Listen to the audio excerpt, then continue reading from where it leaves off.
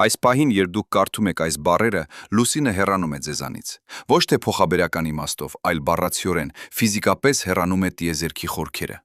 Յուրաքանչյուր վայրկյան, երբ դուք շնչում եք, լուսինը տեղափոխվում է 1 միլիմետրից ավելի հեռու երկրից։ Յուրաքանչյուր օր մոտ 1 միլիմետր։ Յուրաքանչյուր տարի 3,8 միլիմետր։ Սա չէ տեսություն, սա չէ վարկած։ Սա է չափելի, ապացուցելի, անխուսափելի իրականություն, որը տեղի է ունենում հենց այս պահին, երբ դուք նայում եք երկինք։ 1969 թվականին, երբ Նիլ Արմսթրոնգը և Բազ Օլդրինը առաջին անգամ քայլեցին լուսնային մակերեսով, նրանք թողեցին ոչ միայն իրենց հետքերը փոշու մեջ։ Նրանք տեղադրեցին հայելիների հատուկ համակարգ, կոչվում է լազերային արտացոլիչ։ Այդ հայելիները դեռևս այնտեղ են, լուսնային անապատում, և յուրաքանչյուր գիշեր աստղադիտարանները ամբողջ աշխարհում արձակում են լազերային ճառագայթներ դեպի դրանք։ Լույսը ճանապարհորդում է 278,000 կիլոմետր, արտացոլվում հայելուց և վերադառնում երկիր։ Եվ գիտնականները չափում են ճշգրիտ ժամանակը միլիարդերորդ վայրկյանի ճշգրտությամբ։ Այդ չափումները բացահայտեցին ինչ-որ անսպասելի բան։ Լույսը յուրաքանչյուր տարի ավելի երկար է վերադառնում։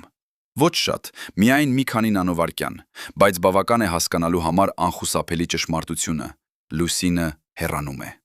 Բայց ինչու՞։ Ինչ ուժ է հրում մեր ամենամոտ տիեզերական հարևանին հեռու մեզանից։ Պատասխանը թաքնված է ամենածանոթ երևույթում, որը մենք տեսնում ենք ամեն օր՝ ծովային ալիքներում։ Երբ լուսինը անցնում է երկրի վրայով, նրա ձգողական ուժը բարձրացնում է ոչ միայն ջուրը օվկիանոսներում, նա բարձրացնում է ամբողջ մոլորակը, ցամաքը, քարերը, մագմայի օվկիանոսները երկրի խորքերում։ Երկիրը ձգվում է դեպի լուսին, ստեղծելով անտեսանելի բլթակ, մի տեսակ ալիք քարի և մետաղի մեջ։ Բայց երկիրը պտտվում է։ Պտտվում է արագ, 1 պտույտ 24 ժամում։ Եվ այդ բլթակը, այդ քարային ալիքը չի հասցնում հետևել լուսնին։ Նա մնում է մի փոքր առաջ, քաշելով լուսինը իր հետ, արագացնելով նրա շարժումը ուղեցրում։ Պատկերացրեք երեխայի, որը պտտվում է հրապարակում, բռնած պարանի ծայրին կապված գնդակ։ Երբ երեխան պտտվում է ավելի արագ, գնդակը սկսում է հեռանալ կենտրոնից։ Հենց այդպես է երկիրը։ Պտտվելով իր առանցքի շուրջ, հրում լուսինը ավելի բարձր ուղեցրի վրա։ Բայց այստեղ է պարադոքսը։ Այդ գործընթացը չի անվճար։ Յուրաքանչյուր սանտիմետր, որով լուսինը հեռանում է, երկրի պտույտը դանդաղում է։ Մեր օրերը երկարանում են։ Ոչ այնքան, որ մենք նկատենք մեր կյանքի ընթացքում միայն մոտ 2000-րդ վայրկյան յուրաքանչյուր 100 տարին։ Բայց երկրաբանական ժամանակի մասշտաբներով սա հսկայական փոփոխություն է։ 1968 թվականին Ջոն Վելես Էվանսը, պալեոնտոլոգ Կորնելի համալսարանից, ուսումնասիրում էր հին մարջանների հատվածները։ Մարջանները աճում են շերտերով, ինչպես ծառերը, օղակներով։ Բայց մարջանները ունեն ավելի նուրբ ռիթմ։ Դրանք ստեղծում են օրական շերտեր։ Էվանսը հաշվեց շերտերը 400 միլիոն տարեկան մարջաններում, Դևոնյան շրջանից, և հայտնաբերեց ինչ-որ անհավանական բան։ Այդ հին մարջանները ցույց էին տալիս ոչ թե 365 օրական շերտ տարեկան, այլ 400։ 400 օր տարեկան։ Սա նշանակում էր, որ 400 միլիոն տարի առաջ երկրի օրը տևում էր ոչ թե 24 ժամ, այլ միայն 21 ժամ և 30 րոպե։ Այդ հայտնագործությունը բացեց դուռը դեպի անցյալ, որտեղ երկիրը եղել է ամբողջովին այլ աշխարհ։ Երբ դինոզավրերը թափառում էին մոլորակով 65 միլիոն տարի առաջ, օրը տևում էր 23 ժամ։ Երբ առաջին բազմաբջիջ կենդանիները հայտնվեցին օվկիանոսներում 600 միլիոն տարի առաջ, օրը տևում էր 21 ժամ։ Եվ երբ լուսինը ձևավորվեց 4 միլիարդ 500 միլիոն տարի առաջ, երբ հսկայական պլանետոիդը բախվեց երիտասարդ երկրին և արտաձգեց նյութի ամպ, որը միավորվեց մեր արբանյակի մեջ, օրը տևում էր ընդամենը 5 ժամ։ 5 ժամ։ Պատկերացրեք, արևածագից մինչև արևամուտ ընդամենը 2 ժամ և 30 րոպե։ Այդ ժամանակ լուսինը եղել է ոչ թե 378,000 կիլոմետր հեռավորության վրա, ինչպես այսօր, այլ ընդամենը 20,000 կիլոմետր, 20 անգամ ավելի մոտ։ Երկնքում նա երևում էր ոչ թե որպես փոքրիկ արծաթե սկավառակ, այլ որպես հսկայական գունդ, որը զբաղեցնում էր երկնքի 10-րդ մասը։ Երբ նա բարձրանում էր հորիզոնից, նա ծածկում էր աստղերը, ստվելում արևը, ստեղծում էր ալիքներ, որոնք բարձրանում էին կիլոմետրի բարձրության։ Ամբողջ մոլորակը ապրում էր անընդհատ կատակլիզմի մեջ, հսկայական ալիքներ, որոնք 2 անգամ օրը ողողում էին ցամաքը, երկրաշարժեր, որոնք ոչ մի րոպե չէին դադարում, հրաբխային ժայթքումներ, որոնք ներկում էին երկինքը կարմիր։ Բայց լուսինը հեռացավ։ դանդաղ, անխուսափելի, սանտիմետր առ սանտիմետր, եւ երբ նա հեռացավ, երկիրը դանդաղեց։ Օրերը երկարեցին, ալիքները նվազեցին, կլիման կայունացավ, եւ հենց այդ կայունության մեջ, այդ դանդաղ ռիթմի մեջ, կյանքը ստացավ հնարավորություն զարգանալ։ Ոչ պատահականություն է, որ բարդ կյանքը հայտնվեց միայն այն ժամանակ, երբ լուսինը արդեն բավականաչափ հեռու էր, երբ օրերը կարող էին քաղել եւ ալիքները չէին հեռու, երբ օրերը արդեն բավականաչափ երկար էին, երբ ալիքները արդեն բավականաչափ նվազել էին։ Մենք մարդիկ գոյություն ունենք միայն այն պատճառով, որ լուսինը հեռացել է։ Բայց գործընթացը չի դադարել։ Լուսինը շարունակում է հեռանալ, եւ երկիրը շարունակում է դանդաղել։ 1950 թվականին Հարոլդ Ջեֆրիզը, բրիտանական աստղաֆիզիկոս եւ երկրաֆիզիկոս, հաշվարկեց, որ երկրի պտույտի էներգիան դանդաղորեն փոխանցվում է լուսնին։ Նա ցույց տվեց, որ այդ գործընթացը անխուսափելի է, որ նա շարունակվելու է այնքան ժամանակ, քանի դեռ գոյություն ունեն երկիրը եւ լուսինը։ 1969 թվականին, երբ տեղադրվեցին լազերային արտացոլիչները, մենք ստացանք հնարավորություն չափել այդ գործընթացը իրական ժամանակում։ Եվ չափումները հաստատեցին Ջեֆրիզի հաշվարկները՝ 3,8 եւ 8 սանտիմետր տարեկան։ Սա թվում է աննշան։ 3 սանտիմետր, սա է մարդու մատի լայնությունը։ Բայց բազմապատկեք այդ թիվը միլիոններով տարիներով։ 1 միլիոն տարում լուսինը կհեռանա 38,000 կիլոմետր։ 10 միլիոն տարում 378,000 կիլոմետր։ Սա է ամբողջ ներկայիս հեռավորությունը երկրից մինչև լուսին։ 10 միլիոն տարում լուսինը կլինի 2 անգամ ավելի հեռու, քան այսօր։ 100 միլիոն տարում 10 անգամ ավելի հեռու։ Եվ մի օր, հեռու ապագայում, լուսինը կհասնի այնպիսի հեռավորության, որտեղ երկրի ձգողական ուժը այլևս չի կարողանա պահել նրան։ Բայց դա տեղի կունենա շատ հեռու ապագայում։ Մինչ այդ մենք ունենք ավելի անմիջական հարցեր։ Ինչ կլինի մեզ հետ, մարդկանց հետ, մեր քաղաքակրթության հետ, մեր մոլորակի հետ, երբ լուսինը շարունակի հեռանալ։ Ինչ կլինի, երբ օրերը դառնան ավելի երկար։ Ինչ կլինի, երբ ալիքները փոխվեն։ Ինչ կլինի, երբ կլիման դառնա անկայուն։ Սրանք ոչ թե վերացական հարցեր են։ Սրանք հարցեր են, որոնք վերաբերում են մեր ապագային, մեր երեխաների ապագային, մեր տեսակ-տեսակի ապագային։ Սկսենք ամենապարզից, օրվա երկարությունից։ Այսօր օրը տևում է 24 ժամ, ավելի ճշգրիտ 24 ժամ եւ մոտավորապես 0,2 վայրկյան, որովհետեւ երկիրը դանդաղում է։ Յուրաքանչյուր 100 տարին օրը երկարանում է մոտ 2000 վայրկյանով։ Սա անտեսանելի է մեր կյանքի ընթացքում, բայց երկրաբանական ժամանակի մասշտաբներով սա նշանակալի է։ 1000 տարում օրը երկարանում է 200 վայրկյանով, 1 միլիոն տարում 20 վայրկյանով, 10 միլիոն տարում 3 րոպեով, 100 միլիոն տարում 30 րոպեով։ Բայց սա ոչ թե գծային գործընթաց է։ Որքան ավելի է լուսինը հեռանում, այնքան ավելի դանդաղ է երկիրը կորցնում իր պտույտի էներգիան։ Սա նման է մարդու, որը վազում է լեռվեր, որքան ավելի բարձր է բարձրանում, այնքան ավելի դանդաղ է շարժվում։ 1998 թվականին Ժակ Լասկարը, ֆրանսիացի աստղաֆիզիկոս, Փարիզի աստղադիտարանից, ստեղծեց համակարգչային մոդել, որը հաշվարկում էր երկրի եւ լուսնի համակարգի էվոլյուցիան հաջորդ մի քանի միլիարդ տարիների ընթացքում։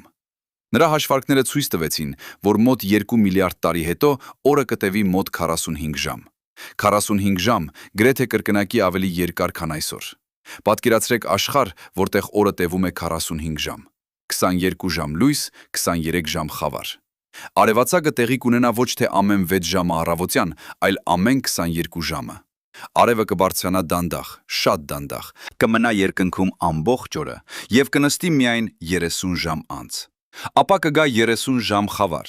30 ժամ, երբ արևը չի լուսավորի մոլորակը։ Սա կփոխի ամեն ինչ։ Ջերմաստիճանը կտատանվի ծայրահեղությունների միջև։ Ցերեկը մակերեսը կտաքանա շատ ավելի ուժգին, քան այսօր։ Գիշերը կսառչի շատ ավելի ուժգին։ Այդ տատանումները կկործանեն ներկայիս կլիմայական համակարգերը։ Բայց սա միայն սկիզբն է։ Ալիքները, այդ հսկայական ջրային զանգվածները, որոնք բարձրանում եւ իջնում են 2 անգամ օրը, ամբողջովին կախված են լուսնից։ Այսօր, երբ լուսինը գտնվում է 378,000 կիլոմետր հեռավորության վրա, նրա ձգողական ուժը ստեղծում է ալիքներ, որոնք բարձրանում են միջինում 1-ից 2 մետր։ Որոշ վայրերում, որտեղ ափերի ձևը կենտրոնացնում է ջուրը, ալիքները կարող են հասնել 10 կամ նույնիսկ 15 մետրի, բայց երբ լուսինը հեռանա, այդ ալիքները կնվազեն։ Յուրաքանչյուր սանտիմետր, որով լուսինը հեռանում է, նվազեցնում է նրա ձգողական ուժը երկրի վրա։ Ալիքների ուժը նվազում է հեռավորության քառակուսու համեմատությամբ։ Սա նշանակում է, որ եթե լուսինը հեռանա 2 անգամ, ալիքները կնվազեն 4 անգամ։ Եթե հեռանա 3 անգամ, 9 անգամ։ Երբ լուսինը կլինի 2 անգամ ավելի հեռու, քան այսօր, 10 միլիոն տարի հետո, ալիքները կլինեն 4 անգամ ավելի թույլ։ 2 մետրանոց ալիքը կդառնա 50 սանտիմետր։ 15 մետրանոց ալիքը կդառնա 4 մետր։ Սա թվում է անվտանգ։ Բայց հետևանքները կլինեն կատաստրոֆիկ։ Ալիքները ոչ միայն բարձրացնում եւ իջեցնում են ջուրը, նրանք խառնում են օվկիանոսները։ Նրանք տեղափոխում են սառը ջուրը խորքերից դեպի մակերես, տաք ջուրը մակերեսից դեպի խորքեր։ Այդ շարժումը կենսական է օվկիանոսների կյանքի համար։ Ֆիտոպլանկտոնը, այդ միկրոսկոպիկ ջրիմուռները, որոնք արտադրում են կիսով չափ թթվածնի, որը մենք շնչում ենք, կախված են այդ շարժումից։ Նրանք կարիք ունեն սննդանյութերի, որոնք բերվում են խորքերից։ Երբ ալիքները նվազեն, այդ շարժումը կդանդաղի։ Սննդանյութերը կմնան խորքերում։ Ֆիտոպլանկտոնը կսովի։ Եվ երբ ֆիտոպլանկտոնը մեռնի, ամբողջ սննդային շղթան կքայքայվի։ Բայց կա ավելի անմիջական վտանգ։ Ալիքները կարգավորում են օվկիանոսների հոսանքները։ Այդ հսկայական ջրային գետերը, որոնք տեղափոխում են տաքություն էկվատորից դեպի բևեռներ եւ սառը ջուր բևեռներից դեպի էկվատոր, ստեղծում են մեր կլիման։ Գոլֆ ստրիմը, այդ հսկայական հոսանքը, որը տաքացնում է Եվրոպան, գոյություն ունի միայն այն պատճառով, որ ալիքները եւ երկրի պտույտը ստեղծում են ճիշտ պայմաններ։ Երբ ալիքները նվազեն եւ երկիրը դանդաղի, այդ հոսանքները կփոխվեն։ Որոշ վայրերում նրանք կուժեղանան, այլ վայրերում կթուլանան, երրորդ վայրերում կդադարեն ամբողջովին։ 1998 թվականին Վոլես Բրոեքերը, ամերիկացի կլիմայաբան Կոլումբիայի համալսարանից, հրապարակեց հետազոտություն, որը ցույց էր տալիս, ինչպես օվկիանոսների հոսանքները կարող են արագ փոխվել։ Նա ուսումնասիրեց սառցե միջուկները Գրենլանդիայից եւ հայտնաբերեց, որ անցյալում, երբ հոսանքները փոխվել են, կլիման փոխվել է ծայրահեղ արագությամբ, 10 տարում ջերմաստիճանը կարող էր փոխվել 10 աստիճանով։ 10 աստիճան 10 տարում։ Սա բավական է, որպեսզի վերածի անտառները անապատների, անապատները սառցադաշտերի։ Եվ Բրոեքերը նշեց, որ այդ փոփոխությունները կապված էին ոչ միայն ջերմաստիճանի հետ, այլ նաև օվկիանոսների շրջանառության հետ։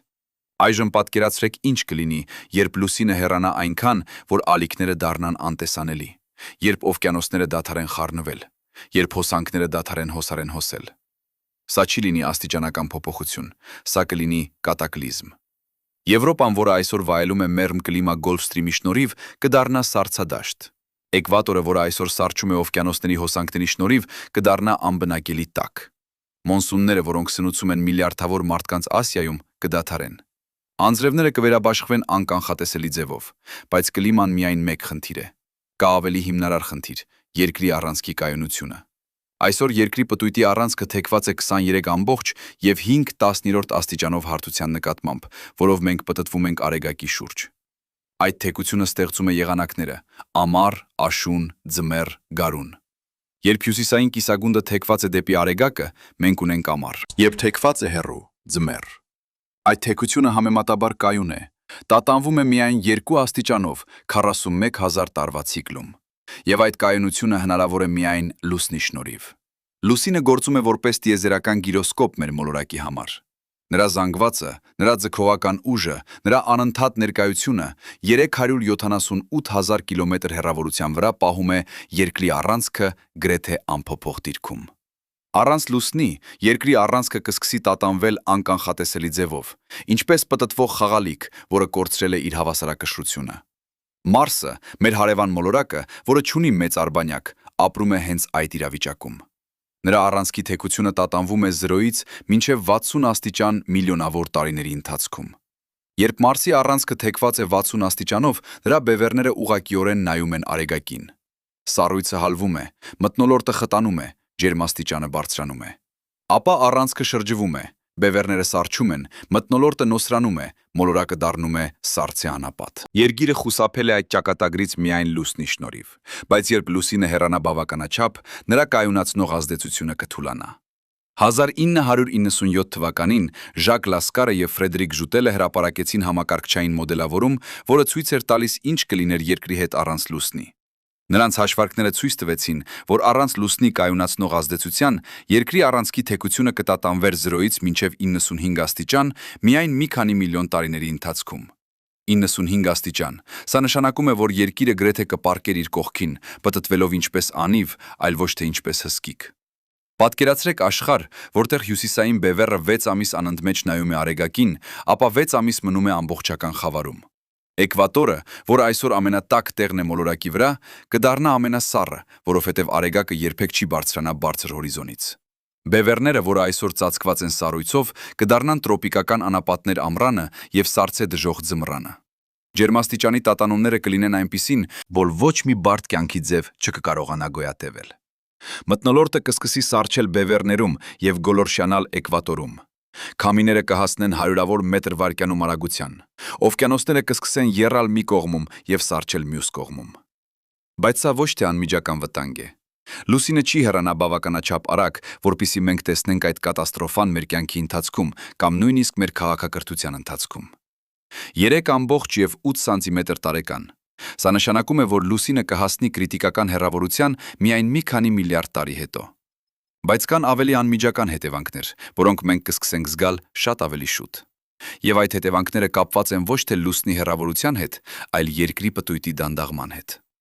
Յուրաքանչյուր անգամ, երբ լուսինը հեռանում է 1 սանտիմետր, երկիրը կորցնում է մի փոքր իր պտույտի էներգիայից։ Այդ էներգիան չի անհետանում, նա փոխանցվում է լուսնին, արագացնելով նրա շարժումը ուղեծրում եւ հրելով նրան նա ավելի բարձր։ Բայց երկրի համար սա նշանակում է դանդաղում, եւ այդ դանդաղումը ունի շատ կոնկրետ չափելի հետևանքներ։ Ատոմային ժամացույցները, այդ ամենաճշգրիտ սարքերը, որոնք չափում են ժամանակը ցեզիումի ատոմների տատանումներով, ցույց են տալիս, որ երկրի պտույտը անկանոն է։ Որոշ օրեր մի փոքր ավելի երկար են, քան մյուսները, ոչ շատ, միայն մի քանի հազարերորդ վայրկյան, բայց բավական է, որպիսի ստեղծի խնդիր։ Մեր ժամանակագրական համակարգերը, մեր GPS արբանյակները, մեր ֆինանսական գործարքները, մեր համացանցը, բոլորը կախված են ճշգրիտ ժամանակից։ Երբ ատոմային ժամացույցները ցույց են տալիս կեսգիշեր, երկիրը պետք է լինի ճշգրիտ այն դիրքում, որտեղ նա պետք է լինի։ Բայց երկիրը դանդաղում է անկանոն։ Որոշ տարիներ նա դանդաղում է ավելի արագ, այլ տարիներ ավելի դանդաղ։ Սա կախված է շատ գործոններից, օվկիանոսների հոսանքներից, մթնոլորտային քամիներից, սառցադաշտերի հալումից, նույնիսկ երկրաշարժերից։ 1964 թվականին Ալյասկայի հսկայական երկրաշարժը, որը չափեց 9,2 բալ Ռիխտերի սանդղակով, փոխեց երկրի զանգվածի բաշխումը այնքան, որ օրը կրճատվեց 3 միկրովայրկյանով։ 3 միկրովայրկյան, սա անտեսանելի է։ Բայց այդ փոքր տատանումները կուտակվում են։ Յուրաքանչյուր տարի միջազգային երկրի պտույտի ծառայությունը, գիտական կազմակերպություն, որը հետևում է մոլորակի պտույտին, որոշում է, արդյոք անհրաժեշտ է ավելացնել կամ հանել 1 վայրկյան մեր ժամացույցներից։ Այդ վայրկյանը կոչվում է նահանջ վայրկյան։ 1972 թվականից սկսած, երբ սկսեցին ավելացնել նահանջ վայրկյաններ, մենք ավելացրել ենք 27 վայրկյան։ 27 վայրկյան 50 տարում։ Սա նշանակում է, որ երկիրը դանդաղել է ավելի քան կես վայրկյանով վերջին կեսդարում։ Կես վայրկյան, սա թվում է աննշան։ Բայց մտածեք, ինչ կլինի 100 տարի հետո, կամ 1000 տարի հետո, կամ 10,000 տարի հետո։ Եթե ներկայիս տեմպերը շարունակվեն, 1000 տարի հետո մենք կկարիք ունենանք ավելացնել մոտ 10 վայրկյան։ 10,000 տարի հետո 100 վայրկյան։ 100,000 տարի հետո 1000 վայրկյան, կամ 17 րոպե։ Սա կսկսի ազդել ոչ միայն մեր ժամացույցների վրա, այլ նաև մեր օրացույցների վրա, մեր եղանակների վրա, մեր ագրոնոմիական ցիկլերի վրա։ Բայց կա ավելի խորը խնդիր։ Երկրի դանդաղումը փոխում է ոչ միայն օրվա երկարությունը, նա փոխում է նաև երկրի ձևը։ Երկիրը ոչ թե կատարյալ գունդ է, նա մի փոքր տարածված է Էկվատորում եւ սեղմված բևեռներում, ինչպես նարինջ։ Այդ ձևը պայմանավորված է երկրի պտույտով։ Երբ երկիրը պտտվում է, կենտրոնախույս ուժը հրում նյութը դեպի էկվատոր։ Որքան ավելի արագ է պտույտը, այնքան ավելի ուժեղ է այդ էֆեկտը։ Երբ երկիրը դանդաղում է, կենտրոնախույս ուժը թուլանում է եւ երկիրը դանդաղորեն սկսում է դառնալ ավելի գնդաձև։ Սա նշանակում է, որ նյութը դանդաղորեն տեղափոխվում է էկվատորից դեպի բևեռներ։ Ջուրը օվկիանոսներում, քարերը ցամաքում, նույնիսկ մթնոլորտը։ Այդ տեղափոխումը անտեսանելի է մեր կյանքի ընթացքում, բայց երկրաբանական ժամանակի մասշտաբներով սա նշանակալի է։ 1998 թվականին Ջերի Միտրովիցան, աստղաֆիզիկոս Կալիֆոռնիայի համալսարանից, հաշվարկեց, որ եթե երկիրը դադարեր պտտվել ամբողջովին, օվկիանոսների ջուրը կտեղափոխվեր էկվատորից դեպի բևեռներ, և ծովի մակարդակը բևեռներում կբարձրանար 8 կիլոմետրով։ 8 կիլոմետր, սա բարձրությունն է Էվերեստի գագաթից ավելի բարձր, քան ծովի մակարդակը։ Իհարկե, երկիրը չի դադարի պտտվել ամբողջովին, բայց նա շարունակում է դանդաղել, և յուրաքանչյուր միլիոն տարի, երբ օրը երկարանում է 20 վայրկյանով, ծովի մակարդակը բևեռներում բարձրանում է մի քանի սանտիմետրով։ Մի քանի սանտիմետր միլիոն տարում, սա թվում է աննշան, բայց կուտակվում է։ 10 միլիոն տարում մի քանի տասնյակ սանտիմետր, 100 միլիոն տարում մի քանի մետր։ Եվ այդ փոփոխությունը կազդի ոչ միայն ծովի մակարդակի վրա, այլ նաև ցամաքի վրա։ Էկվատորը կդառնա ավելի ցածր, բևեռները ավելի բարձր, լեռները կտեղափոխվեն, գետերը կփոխեն իրենց հունը, կլիման կվերաբաշխվի։ Բայց սա դեռ ոչինչ չէ համեմատած այն հետ, ինչ կլինի, երբ լուսինը հասնի իր վերջնական հեռավորությանը։ Գործընթացը, որը մենք դիտում ենք այսօր, լուսնի հեռանումը 3,8 սանտիմետր տարեկան, չի շարունակվի անվերջ։ Կա սահման, որից հետո ամեն ինչ կփոխվի։ Այդ սահմանը կոչվում է սինխրոն ուղեծիր։ Սա այն հեռավորությունն է, որտեղ լուսնի պտույտի շրջանը երկրի շուրջ կհավասարվի երկրի պտույտի շրջանին իր առանցքի շուրջ։ Այլ կերպ ասած, երբ երկրի օրը կդառնա հավասար լուսնի ամսվան։ Այսօր լուսինը պտտվում է երկրի շուրջ 27,3 օրում։ Երկիրը պտտվում է իր առանցքի շուրջ 1 օրում։ Բայց երբ երկիրը շարունակի դանդաղել և լուսինը շարունակի հեռանալ, մի օր այդ երկու շրջանները կհավասարվեն։ Հաշվարկները ցույց են տալիս, որ սա կտեղի ունենա մոտ 50 միլիարդ տարի հետո։ Այդ ժամանակ երկրի օրը կտևի մոտ 47 ժամ, և լուսինը կլինի մոտ 55,000 կիլոմետր հեռավորության վրա, գրեթե կրկնակի ավելի հեռու, քան այսօր։ 47 ժամ, սա կլինի նոր օր։ 23 ժամ լույս, 24 ժամ խավար։ Արևը կբարձրանա դանդաղ, շատ դանդաղ, կանցնի երկնքով ամբողջ օրը և կնստի միայն 23 ժամ անց։ Ապա կգա 24 ժամ խավար։ 24 ժամ, երբ աստղերը կլինեն միակ լույսը երկնքում։ Եվ լուսինը, այդ հսկայական արծաթե գունդը, որը այսօր տիրապետում է գիշերային երկնքին, կլինի փոքր, հեռավոր, գրեթե անտեսանելի։ Նա կերևա ոչ թե որպես գունդ, այլ որպես փայլուն աստղ, որը չի շարժվում երկնքում։ Այո, չի շարժվում։ Որովհետև երբ երկրի օրը կհավասարվի լուսնի ամսվան, լուսինը կդադարի շարժվել երկնքում։ Նա կմնի մեկ տեղում, կախված հորիզոնից վեր, անշարժ, հավերժ։ Սա կոչվում է սինխրոն պտույտ։ Այսօր լուսինը արդեն սինխրոն պտույտի մեջ է երկրի նկատմամբ։ Նա միշտ ցույց է տալիս մեզ մեկ և նույն երեսը։ Բայց ապագայում երկիրը կդառնա սինխրոն պտույտի մեջ լուսնի նկատմամբ։ Եվ սա նշանակում է, որ լուսինը կլինի տեսանելի միայն երկրի մեկ կիսագնդից։ Մյուս կիսագունդը երբեք չի տեսնի լուսինը։ Պատկերացրեք աշխարհ, որտեղ կեսը մարդկությունից ապրում է լուսնի տակ, իսկ մյուս կեսը երբեք չի տեսել լուսինը։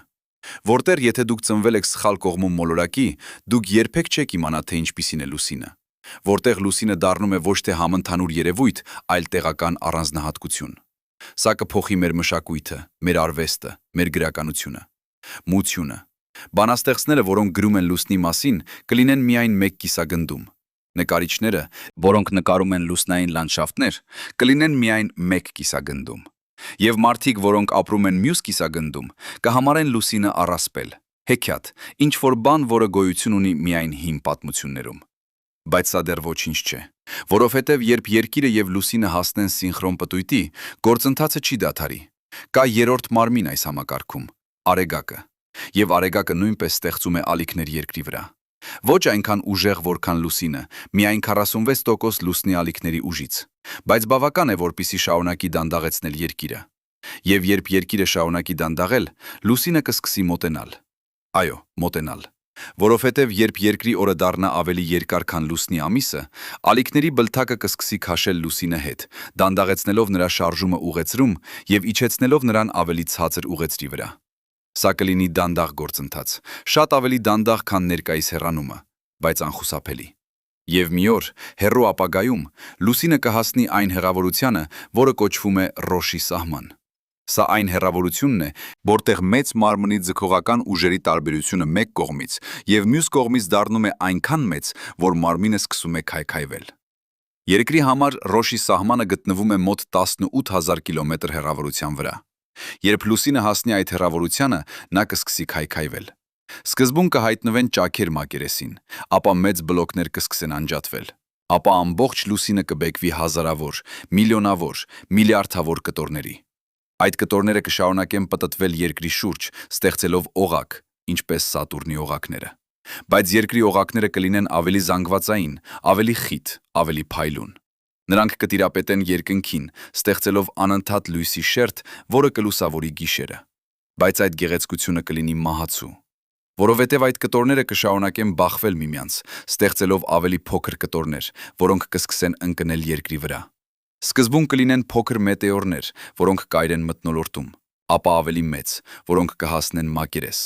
ապա հսկայական աստերոիդներ, որոնք կստեղծեն կրատերներ կիլոմետրերի չափով։ Եվ վերջապես ամենամեծ կտորները, որոնք կբախվեն մոլորակին այնպիսի ուժով, որ կստեղծեն նոր օվկիանոսներ հալած քարից, կբարձրացնեն մթնոլորտը տիեզերք, կսպանեն ամեն ինչ, ինչ ապրում է մակերեսին։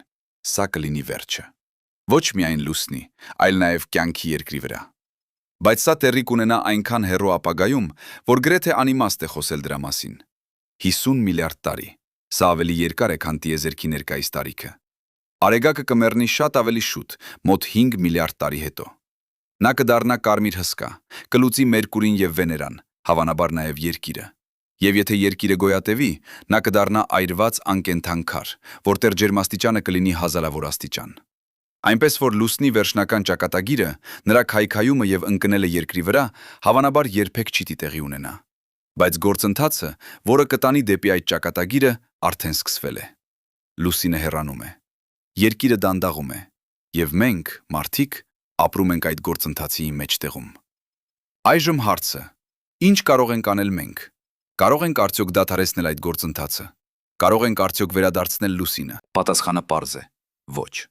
Ուժերը, որոնք գործում են այստեղ, այնքան հսկայական են, որ մարդկային տեխնոլոգիան անզոր է։ Ամբողջ մարդկության էներգիայի արտադրությունը, բոլոր մեր ատոմակայանները, բոլոր մեր հիդրոէլեկտրակայանները, բոլոր մեր արևային պանելները միասին արտադրում են մոտ 20,000 տերավատ-ժամ տարեկան։ Սա թվում է հսկայական։ Բայց երկրի պտույտի էներգիան մոտ 2 միլիարդ ջուլ է։ Եթե մենք փորձենք դանդաղեցնել երկիրը 1 վայրկյանով, օգտագործելով ամբողջ մեր էներգիան, մեզ պետք կգար մոտ 1 միլիոն տարի։ 1 միլիոն տարի, միայն 1 վայրկյանի համար։ Սա ցույց է տալիս, թե որքան անզոր ենք մենք այդ տիեզերական ուժերի դիմաց։ Մենք չենք կարող դադարեցնել լուսնի հեռանումը։ Մենք չենք կարող արագացնել երկրի պտույտը։ Մենք կարող ենք միայն դիտել, չափել, հասկանալ եւ հարմարվել։ Որովհետեւ փոփոխությունները, որոնք գալիս են, թեև դանդաղ, անխուսափելի են։ Եվ մեր գոյատևումը կախված է մեր կարողությունից հարմարվել այդ փոփոխություններին։ Բայց կա մեկ բան, որը մենք կարող ենք անել։ Մենք կարող ենք հասկանալ, մենք կարող ենք ուսումնասիրել, մենք կարող ենք պատրաստվել։ Յուրաքանչյուր գիշեր, երբ մենք նայում ենք երկինք եւ տեսնում լուսինը, մենք տեսնում ենք ոչ միայն գեղեցիկ արծաթե գունդ։ Մենք տեսնում ենք մեր անցյալը, այն ժամանակը, երբ լուսինը եղել է ավելի մոտ, երբ օրերը եղել են ավելի կարճ, երբ ալիքները եղել են ավելի բարձր։ Մենք տեսնում ենք մեր ներկան, այն պահը, երբ լուսինը հեռանում է 3,8 սանտիմետր տարեկան, երբ երկիրը դանդաղում է 2000-րդ վայրկյանով 100 տարում։ Եվ մենք տեսնում ենք մեր ապագան, այն ժամանակը, երբ լուսինը կլինի հեռու, երբ օրերը կլինեն երկար, երբ կլիման կլինի այլ։ Այդ ապագան չի գալիս մեր կյանքի ընթացքում, ոչ մեր երեխաների կյանքի ընթացքում, ոչ նույնիսկ մեր քաղաքակրթության ընթացքում, բայց նա գալիս է, անխուսափելի, դանդաղ, սանտիմետր առ սանտիմետր։ Եվ յուրաքանչյուր անգամ, երբ մենք նայում ենք լուսնին, մենք պետք է հիշենք այդ գեղեցիկ արծաթե գունդը, որը լուսավորում է մեր գիշերները, որը ստեղծում է ալցում է մեր ալիքները, որը կայունացնում է մեր առանցքը, որը դարձրել է հնարավոր մեր գոյությունը, դանդաղորեն, անխուսափելի, հեռանում է մեզանից։ Եվ մի օր, հեռու ապագայում, երկինքը կլինի դատարկ այն տեղում, որտեղ այսօր փայլում է լուսինը։ Բայց եկեք վերադառնանք ներկա։ Եկեք խոսենք ոչ թե հեռու ապագայի մասին, այլ այն մասին, ինչ տեղի է ունենում հենց այս պահին։ Որովհետև լուսնի հեռանումը ոչ միայն աբստրակտ գիտական փաստ է, սա գործընթաց է, որը մենք կարող ենք չափել, հետևել, հասկանալ, օգտագործելով ամենաժամանակակից տեխնոլոգիաները։ Եվ այդ չափումները բացահայտում են ոչ միայն լուսնի եւ երկրի ապագան, այլ նաև մեր մոլորակի խորագույն գաղտնիքները։ Երբ Նիլ Արմսթրոնգը տեղադրեց առաջին լազերային արտացոլիչը լուսնի վրա 1969 թվականի հուլիսի 21-ին, նա չգիտեր, որ այդ փոքրիկ սարքը կդառնա մեկը ամենակարևոր գիտական գործիքներից մարդկության պատմության մեջ։ Արտացոլիչը պարզ սարք է, 100 հայելիների զանգված, յուրաքանչյուրը չափով մի քանի սանտիմետր, դասավորված հատուկ ձևով, որպիսի լույսը, որը հարվածում է դրանց, վերադառնա ճշգրիտ այն ուղղությամբ, որտեղից եկել է։ Բայց այդ պարզությունը թաքցնում է անհավանական ճշգրտություն։ Երբ լազերային ճառագայթը արձակված երկրից հարվածում է այդ հայելիներին, նա արտացոլվում է այնպիսի ճշգրտությամբ, որ գիտնականները կարող են չափել հեռավորությունը մինչև լուսին միլիմետրի ճշգրտությամբ։ Միլիմետր։ 378,000 կիլոմետր հեռավորության վրա։ Սա նման է կանգնելու Նյու Յորքում և տեսնելու մազի հաստությունը Լոս Անջելեսում։ Այդպիսի ճշգրտություն հնարավոր է միայն այն պատճառով, որ լույսը ճանապարհորդում է անհավանական արագությամբ՝ 300,000 կիլոմետր/վայրկյանում, և մենք կարող ենք չափել ժամանակը անհավանական ճշգրտությամբ՝ միլիարդերորդ վայրկյանի մասշտաբներով։ Ատոմային ժամացույցները, որոնք օգտագործում են այդ չափումների համար, հիմնված են ցեզիումի ատոմների տատանումների վրա։ Մեկ վայրկյանը սահմանվում է որպես 9 միլիարդ 391 միլիոն 670 հազար ցեզիումի ատոմի տատանում։ Այդ ժամացույցները այնքան ճշգրիտ են, որ նրանք կսխալվեին մեկ վայրկյանով միայն 300 միլիոն տարում։ Օգտագործելով այդ տեխնոլոգիան, գիտնականները չափում են հեռավորությունը մինչև լուսին ամեն գիշեր։ Ոչ թե յուրաքանչյուր գիշեր, միայն այն գիշերները, երբ եղանակը թույլ է տալիս, երբ ամպերը չեն ծածկում երկինքը, երբ մթնոլորտը բավականաչափ կայուն է։ Բայց նույնիսկ այդ սահմանափակումներով տարեկան կուտակվում են հազարավոր չափումներ։ Եվ այդ չափումները ցույց են տալիս անվիճելի պատկեր։ Լուսինը հեռանում է։ Ոչ միայն հեռանում է, այլ հեռանում է ճշգրիտ այնպես, ինչպես կանխատեսում են ֆիզիկայի օրենքները։ 3,8 սանտիմետր տարեկան, գրեթե անփոփոխ, տարեց տարի։ Բայց այդ չափումները բացահայտում են ավելին, քան պարզապես լուսնի հեռանումը։ Նրանք բացահայտում են լուսնի ներքին կառուցվածքը։ Երբ լազերային ճառագայթը հարվածում է լուսնին, նա ոչ միայն արտացոլվում է հայելուց, լուսինը նաև շարժվում է։ Շատ քիչ, անտեսանելի մարմնի աչքով, բայց բավական է, որպեսզի ազդի արտացոլված լույսի վրա։ Լուսինը ոչ թե կոշտ քարային գունդ է, նա ունի հեղուկ միջուկ, հալած երկաթի և ծծմբի խառնուրդ, որը շարժվում է լուսնի ներսում։ Երբ երկիրը քաշում է լուսինը իր ձգողական ուժով, այդ հեղուկ միջուկը շարժվում է, ստեղծելով փոքրիկ տատանումներ լուսնի դիրքում։ Այդ տատանումները այնքան փոքր են, որ չափվում են միլիմետրերով, բայց լազերային արտացոլիչները բավականաչափ զգայուն են, որպեսզի հայտնաբերեն դրանք։ 1998 թվականին Ջեյմս Ուիլյամսը և Ժան Դիկին, աստղաֆիզիկոսներ Jet Propulsion լաբորատորիայից, վերլուծեցին տասնամյակների լազերային չափումները և ստեղծեցին մանրամասն մոդել լուսնի ներքին կառուցվածքի։ Նրանց հաշվարկները ցույց տվեցին, որ լուսնի միջուկը ունի մոտ 370 կիլոմետր շառավիղ և բաղկացած է հիմնականում հալած երկաթից, ջերմաստիճանով մոտ 1600 աստիճան։ Սա նշանակում էր, որ լուսինը դեռևս ապրում է։ Ոչ այնպես, ինչպես Երկիրը, որտեղ հրաբուխները ժայթքում են և տեկտոնիկ սալերը շարժվում են, բայց բավականաչափ, որպեսզի ունենա ներքին դինամիկա, ներքին կյանք։ Այդ հայտնագործությունը փոխեց մեր պատկերացումները լուսնի մասին։ Մինչ այդ մենք կարծում էինք, որ լուսինը մեռած աշխարհ է, սառած քարային գունդ, որտեղ ոչինչ չի փոխվում միլիարդավոր տարիներ։ Բայց լազերային չափումները ցույց տվեցին, որ լուսինը դեռևս ունի ներքին տաքություն, ներքին շարժում, ներքին էներգիա։ Այդ էներգիան դանդաղորեն սպառվում է, լուսինը սառչում է մոտ 1 աստիճանով յուրաքանչյուր 100 միլիոն տարին, բայց դեռ չի սառել ամբողջովին։ Եվ այդ նշանակում է, որ լուսնի ներսում դեռևս տեղի են ունենում գործընթացներ, որոնք մենք միայն սկսում ենք հասկանալ։ Բայց լազերային արտացոլիչները ոչ միայն լուսնի մասին են պատմում, դրանք նաև պատմում են երկրի մասին։ Երբ լազերային ճառագայթը անցնում է երկրի մթնոլորտով, նա փոխազդում է օդի մոլեկուլների հետ։ Ջրային գոլորշին, ածխածնի երկօքսիդը, թթվածինը, ազոտը, բոլորը ազդում են լույսի վրա, դանդաղեցնելով նրան, շեղելով նրան, ցրելով նրան։ Այդ էֆեկտները փոքր են, բայց չափելի։ Եվ վերլուծելով, թե ինչպես է լույսը փոխվում, երբ անցնում է մթնոլորտով, գիտնականները կարող են հասկանալ մթնոլորտի կառուցվածքը, նրա խտությունը, նրա ջերմաստիճանը, նրա քիմիական կազմը։ 1995 թվականին Թոմաս Հերինգը, աստղաֆիզիկոս Մյունխենի համալսարանից, օգտագործեց լազերային չափումները ուսումնասիրելու երկրի մթնոլորտի փոփոխությունները։ Նա հայտնաբերեց, որ մթնոլորտի խտությունը տատանվում է օրվա ընթացքում, ավելանում է ցերեկը, երբ արևը տաքացնում է օդը, եւ նվազում է գիշերը, երբ օդը սառչում է։ Այդ տատանումները փոքր են, միայն մի քանի տոկոս, բայց բավական են, որպիսի ազդեն լազերային չափումների վրա։ Եվ վերլուծելով այդ տատանումները, Հերինգը կարող էր հաշվարկել, թե որքան էներգիա է արեգակը փոխանցում երկրի մտնի մթնոլորտին, ինչպես է այդ էներգիան բաշխվում, ինչպես է նա ազդում եղանակի վրա։ Բայց ամենաանսպասելի հայտնագործությունը եկավ երկրաշարժերից։ Երբ երկրաշարժ է տեղի ունենում, երկիրը ցնցվում է։ Ոչ միայն այն տեղում, որտեղ տեղի է ունենում երկրաշարժը, այլ ամբողջ մոլորակը։ Սեյսմիկ ալիքները տարածվում են երկրի ներսով, անցնում են մագմայի օվկիանոսներով, արտացոլվում են միջուկից, հասնում են մակերես հազարավոր կիլոմետր հեռավորության վրա։ Այդ ալիքները շարժում են մակերեսը միլիմետրերով, երբեմն սանտիմետրերով։ Եվ երբ մակերեսը շարժվում է, լազերային արտացոլիչների դիրքը փոխվում է, ոչ շատ, միայն մի քանի միլիմետր, բայց բավական է, որպիսի լազերային չափումները հայտնաբերեն այդ շարժումը։ 1998 թվականի սեպտեմբերի 7-ին Լոմա Պրիետայի երկրաշարժը, որը հարվածեց Կալիֆոռնիային եւ չափեց 6.9 բալ, ստեղծեց սեյսմիկ ալիքներ, որոնք հասան Տեխասի Մակդոնալդի աստղադիտարան 1500 կիլոմետր հեռավորության վրա։ Լազերային համակարգը, որը այդ պահին չափում էր հեռավորությունը մինչև լուսին, հայտնաբերեց, որ աստղադիտարանի դիրքը փոխվեց 3 միլիմետրով։ 3 միլիմետր, սա բավական էր, որպիսի գիտնականները հասկանան, որ սեյսմիկ ալիքները տարածվել են ամբողջ մայրցամաքով։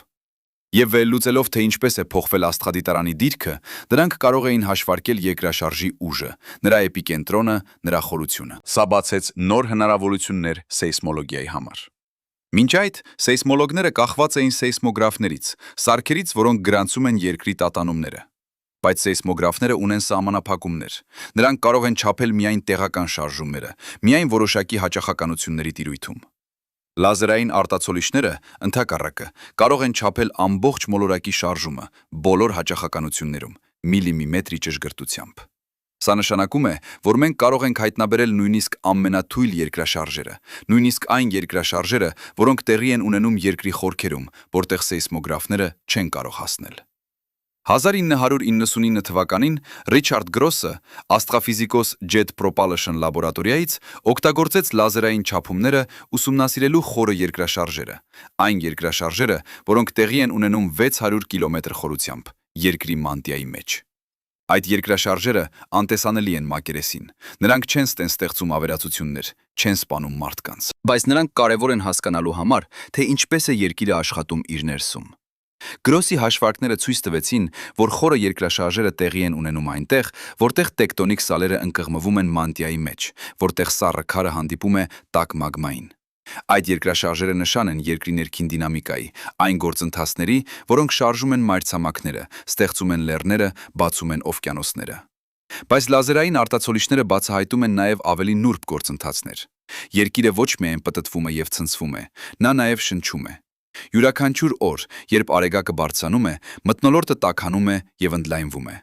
Յուրաքանչյուր գիշեր, երբ արեգակը նստում է, մթնոլորտը սառչում է եւ կծկվում է։ Այդ ընդլայնումը եւ կծկումը փոխում են երկրի ձևը, մակերեսը բարձրանում է մի քանի սանտիմետրով ցերեկը եւ իջնում է գիշերը։ Այդ շարժումը անտեսանելի է մարմնի աչքով, բայց լազերային արտացոլիչները կարող են չափել այն։ Եվ վերլուծելով այդ շարժումը, գիտնականները կարող են հասկանալ, թե ինչպես է մթնոլորտը փոխազդում մակերեսի հետ, ինչպես է էներգիան փոխանցվում օդից դեպի քար, ինչպես է այդ գործընթացը ազդում կլիմայի վրա։ Կա նաև ալիքների ազդեցությունը։ Երբ լուսինը անցնում է երկնքով, նրա ձգողական ուժը բարձրացնում է ոչ միայն ջուրը օվկիանոսներում, նա բարձրացնում է նաև ցամաքը։ Այո, ցամաքը։ Քարերը, հողը, լեռները, բոլորը բարձրանում են եւ իջնում են 2 անգամ օրը, հետևելով լուսնին։ Այդ շարժումը փոքր է, միայն 30 սանտիմետր, բայց չափելի։ Եվ լազերային արտացոլիչները չափում են այն։ Յուրաքանչյուր օր, երբ լուսինը բարձրանում է, աստղադիտարանները, որտեղ տեղադրված են լազերային համակարգերը, բարձրանում են 30 սանտիմետրով։ Ապա երբ լուսինը նստում է, նրանք իջնում են։ Այդ շարժումը ստեղծում է փոքրիկ սխալներ չափումներում, բայց գիտնականները սովորել են ճշգրտել այդ սխալները։ Եվ այդ ճշգրտումները թույլ են տալիս նրանց չափել լուսնի ձգողական ուժը անհավանական ճշգրտությամբ։ 1998 թվականին Քենեթ Նորթվետը աստղաֆիզիկոս Մոնտանայի համալսարանից օգտագործեց լազերային չափումները թեստավորելու Էյնշտեյնի ընդհանուր հարաբերականության տեսությունը։ Էյնշտեյնի տեսությունը կանխատեսում է, որ ձգողական ուժը ազդում է ոչ միայն զանգվածի վրա, այլ նաև էներգիայի վրա։ Սա նշանակում է, որ արեգակը, որը ունի հսկայական էներգիա, պետք է ստեղծի ավելի ուժեղ ձգողական դաշտ, քան եթե նա ունենար միայն զանգված։ Այդ տարբերությունը փոքր է, միայն 1/10 միլիարդերորդ, բայց բավական է, որպեսզի ազդի լուսնի ուղեծրի վրա։ Նորթվետի հաշվարկները ցույց տվեցին, որ լազերային չափումները ճշգրիտ համապատասխանում են Էյնշտեյնի կանխատեսումներին։ Սա եղավ ամենաճշգրիտ թեստը ընդհանուր հարաբերականության տեսության համար, որ երբևէ իրականացվել է։ Բայց լազերային արտացոլիչները ոչ միայն թեստավորում են տեսություններ, նրանք նաև բացահայտում են նոր երևույթներ։ 2006 թվականին Ժան Շապլեն, աստղաֆիզիկոս Փարիզի աստղադիտարանից, վերլուծելով տասնամյակների լազերային չափումները, հայտնաբերեց ինչ-որ անսպասելի բան։ Լուսնի հեռանումը ոչ միայն հաստատուն չէ, նա տատանվում է։ Որոշ տարիներ լուսինը հեռանում է ավելի արագ, 4 սանտիմետր տարեկան, այլ տարիներ ավելի դանդաղ, 3 սանտիմետր։ Այդ տատանումները փոքր են, բայց իրական։ Եվ Շապլենը հայտնաբերեց, որ դրանք կապված են օվկիանոսների հոսանքների հետ։ Երբ օվկիանոսների հոսանքները ուժեղանում են, նրանք տեղափոխում են ավելի շատ էներգիա էկվատորից դեպի բևեռներ։ Այդ էներգիան փոխում է երկրի պտույտը, դանդաղեցնում նրան մի փոքր։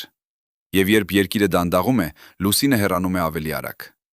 Ընդհակառակը, երբ հոսանքները թուլանում են, երկիրը արագանում է մի փոքր, եւ լուսինը հեռանում է ավելի դանդաղ։ Այդ կապը ցույց է տալիս, թե որքան խորապես են կապված երկրի, լուսնի եւ օվկիանոսների համակարգերը։ Փոփոխություն մեկ համակարգում անմիջապես ազդում է մյուսների վրա։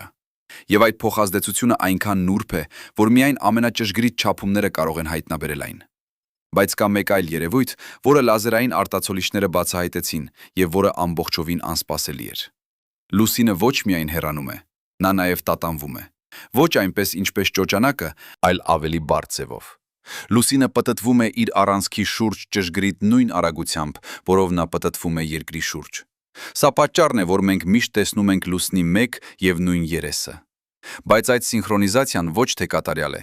Լուսինը մի փոքր տատանվում է առաջ եւ հետ, ձախ եւ աջ, վեր եւ վար։ Այդ տատանումները կոչվում են լիբրացիա։ Եվ նրանք թույլ են տալիս մեզ տեսնել ոչ թե 50% լուսնի մակերեսի, այլ 59%։ Լիբրացիան պայմանավորված է մի քանի գործոններով։ Լուսնի ուղեծիրը ոչ թե կատարյալ շրջանագիծ է, այլ էլիպս։ Երբ լուսինը մոտենում է երկրին, նա շարժվում է ավելի արագ, երբ հեռանում է ավելի դանդաղ։ Բայց նրա պտույտը իր առանցքի շուրջ մնում է հաստատուն։ Սա ստեղծում է տատանում առաջ եւ հետ։ Լուսնի առանցքը նաև մի փոքր թեքված է, 6 եւ 7/10 աստիճանով։ Սա ստեղծում է տատանում վեր եւ վար։ Եվ մենք, երկրի վրա, տեսնում ենք լուսինը տարբեր անկյուններից, կախված մեր դիրքից մոլորակի վրա։ Սա ստեղծում է տատանում ձախ եւ աջ։ Լազերային արտացոլիչները թույլ են տալիս չափել այդ տատանումները անհավանական ճշգրտությամբ։ Եվ այդ չափումները բացահայտեցին, որ լիբրացիան ոչ միայն երկրաչափական երևույթ է, նա նաև ֆիզիկական երևույթ է։ Երբ լուսինը տատանվում է, նրա ներսում շարժում է հալած միջուկը։ Այդ շարժումը ստեղծում է փոքրիկ փոփոխություններ լուսնի ձգողական դաշտում։ Եվ այդ փոփոխությունները ազդում են երկրի վրա, ստեղծելով փոքրիկ տատանումներ ալիքներում, փոքրիկ փոփոխություններ երկրի պտույտում։ Այդ էֆեկտները անհավանական փոքր են, միլիարդերորդ, բայց չափելի։ Եվ նրանք ցույց են տալիս, թե որքան բարդ է երկրի եւ լուսնի համակարգը։ 2012 թվականին Նիկոլաս Ռամբոն, աստղաֆիզիկոս Բրյուսելի համալսարանից, օգտագործեց լազերային չափումները ստեղծելու ամենամանրամասն մոդելը լուսնի ներքին կառուցվածքի։ Նրա մոդելը ներառում էր ոչ միայն հալած միջուկը, այլ նաև մանտիան, քարային շերտը միջուկի եւ կեղևի միջև, եւ կեղևը արտաքին քարային շերտը։ Յուրաքանչյուր շերտ ունի իր խտությունը, իր կազմը, իր ջերմաստիճանը, եւ յուրաքանչյուր շերտ ազդում է լուսնի շարժման վրա իր ձևով։ Ռամբոնի հաշվարկները ցույց տվեցին, որ լուսնի կեղևը ավելի հաստ է, քան մենք կարծում էինք, մոտ 50 կիլոմետր։ Մանտիան ավելի խիտ, բաղկացած է հիմնականում օլիվինից եւ պիրոքսենից, եւ միջուկը ավելի փոքր, միայն 300 կիլոմետր շառավիղ։ Այդ մոդելը թույլ տվեց գիտնականներին հասկանալ, թե ինչպես է լուսինը ձևավորվել։ Ամենատարածված տեսությունը այն է, որ լուսինը ստեղծվել է հսկայական բախումից, երբ Մարսի չափի պլանետոիդը բախվեց երիտասարդ երկրին 4 միլիարդ 500 միլիոն տարի առաջ։ Այդ բախումը արտաձգեց հսկայական քանակությամբ նյութ տիեզերք, հալած քար, մետաղ, գազ։ Այդ նյութը սկսեց պտտվել երկրի շուրջ եւ դանդաղորեն միավորվեց մեկ մեծ մարմնի մեջ՝ լուսնի մեջ։ Սկզբում լուսինը եղել է ամբողջովին հալած, մագմայի օվկիանոս, բայց դանդաղորեն նա սառեց։ Մակերեսը սառեց առաջինը, ստեղծելով կեղև, ապա մանտիան, եւ վերջապես միջուկը, որը դեռևս չի սառել ամբողջովին։ Բայց Ռամբոնի մոդելը բացահայտեց նաեւ ինչ-որ անսպասելի բան։ Լուսնի միջուկը ոչ միայն հալած է, նա նաև շարժվում է։ Ոչ այնպես ինչպես երկրի միջուկը, որը պտտվում է եւ ստեղծում է մագնիսական դաշտ։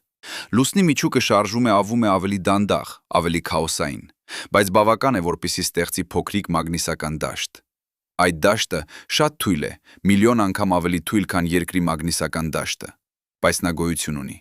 Եվ նա ցույց է տալիս, որ լուսինը դեռևս ունի ներքին դինամիկա, ներքին կյանք։ Այդ հայտնագործությունը փոխեց մեր պատկերացումները լուսնի պատմության մասին։ Մինչ այդ մենք կարծում էինք, որ լուսինը ունեցել է ուժեղ մագնիսական դաշտ միայն իր երիտասարդության մեջ, երբ նա եղել է ամբողջովին հալած։ Բայց երբ նա սառեց, մագնիսական դաշտը անհետացավ։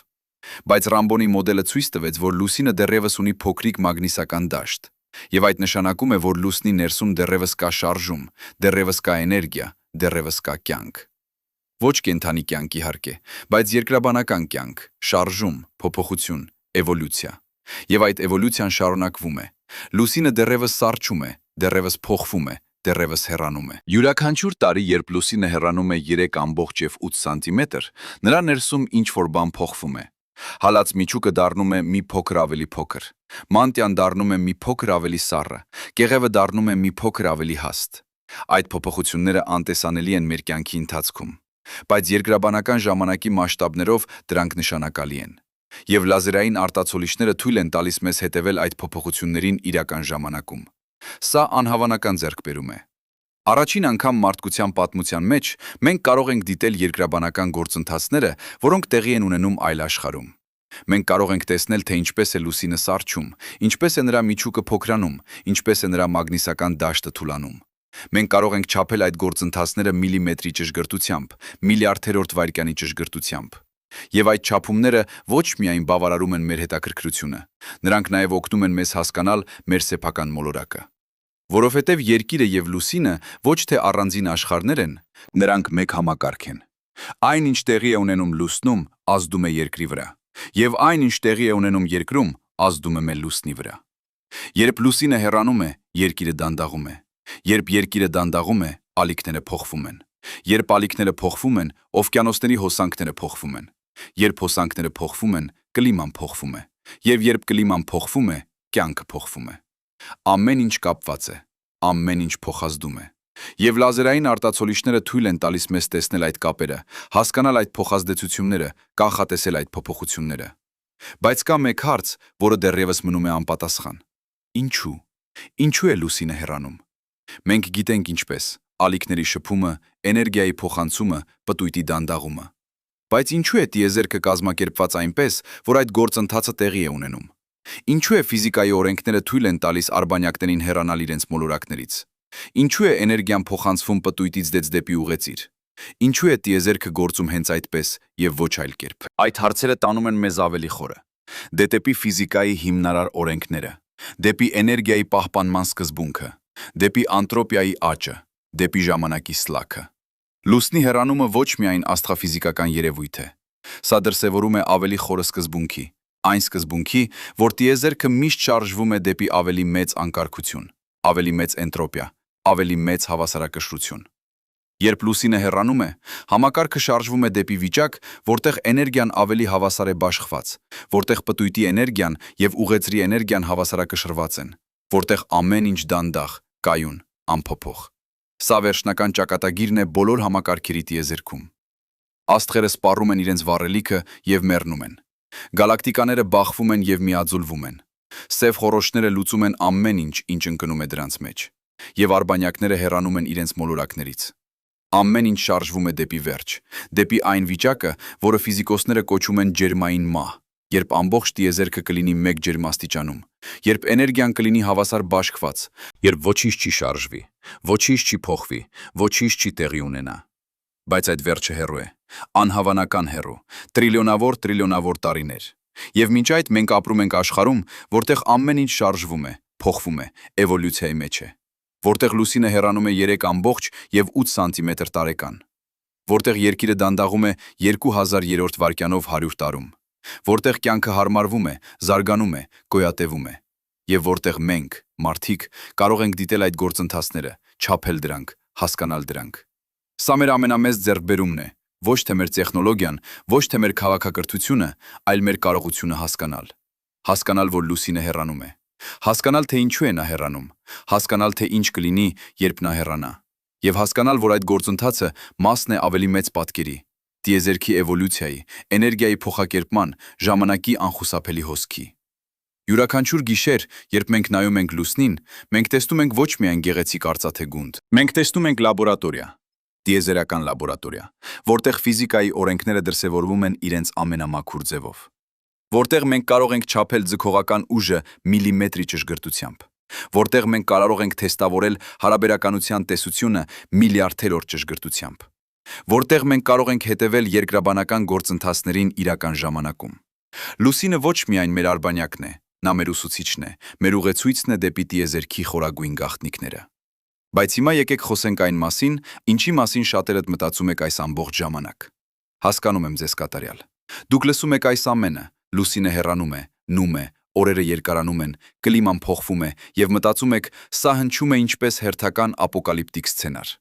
Հերթական փորձ վախեցնելու մեզ գիտական տերմիններով։ Եվ գիտեք ինչ, դուք իրավունք ունեք այդպես մտածելու։ Որովհետև գիտությունը, հատկապես պոպուլյար գիտությունը, հաճախ ներկայացվում է որպես շարք կատաստրոֆիկ կանխատեսումների։ Աստերոիդը կբախվի երկրին, արեգակը կմեռնի, գալակտիկաները կբախվեն, եւ այժմ լուսինը հեռանում է։ Բայց եկեք լինենք ազնիվ, ամբողջովին, անկեղծորեն ազնիվ։ Այն, ինչի մասին մենք խոսում ենք, տեղի է ունենում այնպիսի ժամանակային մասշտաբներով, որոնք գրեթե անիմաստ են մարդկային կյանքի համար։ 3 և 8 սանտիմետր տարեկան։ Ձեր ամբողջ կյանքի ընթացքում, եթե ապրեք 90 տարի, լուսինը կհեռանա 3 մետր և 40 սանտիմետր։ 3 մետր։ Սա հեռավորությունն է ձեր սենյակի մեկ անկյունից մինչև մյուսը։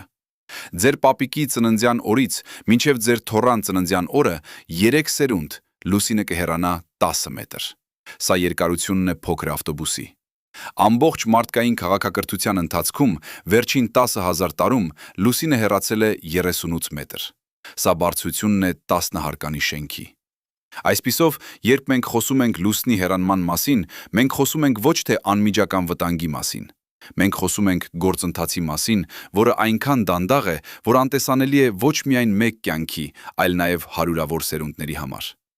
Ոչ ոք, ով ապրում է այսօր, չի տեսնի լուսնի հեռանման հետևանքները։ Ոչ ձեր երեխաները, ոչ նրանց երեխաները, ոչ նույնիսկ նրանց երեխաների երեխաները 1000 սերունդ հետո, բայց, եւ սա կարևոր բայց է, այդ փաստը չի նշանակում, որ այս գործընթացը անկարևոր է, ընդհակառակը։ Հենց այն, որ ինչ-որ բան տեղի է ունենում դանդաղ, դարձնում է այն ավելի հիմնարար, ավելի անխուսափելի, ավելի կարևոր հասկանալու համար։ Որովհետև արագ գործընթացները, երկրաշարժերը, փոթորիկները, հրաբխային ժայթքումները, դրանք պատահական են։ Դրանք կարող են տեղի ունենալ կամ չունենալ, բայց դանդաղ գործընթացները, լուսնի հեռանումը, երկրի դանդաղումը, աստղերի էվոլյուցիան, դրանք անխուսափելի են։ Դրանք ֆիզիկայի օրենքների անմիջական հետևանքներ են, եւ հենց այստեղ է իրական հարցը։ Ոչ թե երբ լուսինը կհեռանա այնքան, որ մենք կզգանք հետևանքները, այլ ինչ է այս գործընթացը մեզ ասում տիեզերքի բնույթի մասին։ Որովհետև լուսնի հեռանումը ոչ թե մեկուսացված երևույթ է, սա դրսևորում է ամենահիմնարար սկզբունքի, որը կառավարում է ամբողջ տիեզերքը, էներգիայի պահպանման եւ փոխակերպման սկզբունքի։ Երբ լուսինը հեռանում է, էներգիան չի անհետանում։ Նա փոխակերպում է։ Երկրի պտույտի կինետիկ էներգիան դառնում է լուսնի ուղեծրի պոտենցիալ էներգիա։ Սա նման է երեխայի, որը ճոճվում է ճոճանակում, երբ ճոճանակը բարձրանում է, կինետիկ էներգիան դառնում է պոտենցիալ, երբ իջնում է, պոտենցիալ էներգիան դառնում է կինետիկ, բայց ընդհանուր էներգիան մնում է նույնը։ Սա ֆիզիկայի առաջին օրենքն է։ Էներգիան չի կարող ստեղծվել կամ ոչնչացվել, միայն փոխակերպվել։ Բայց կա նաև երկրորդ օրենքը, էնտրոպիայի օրենքը։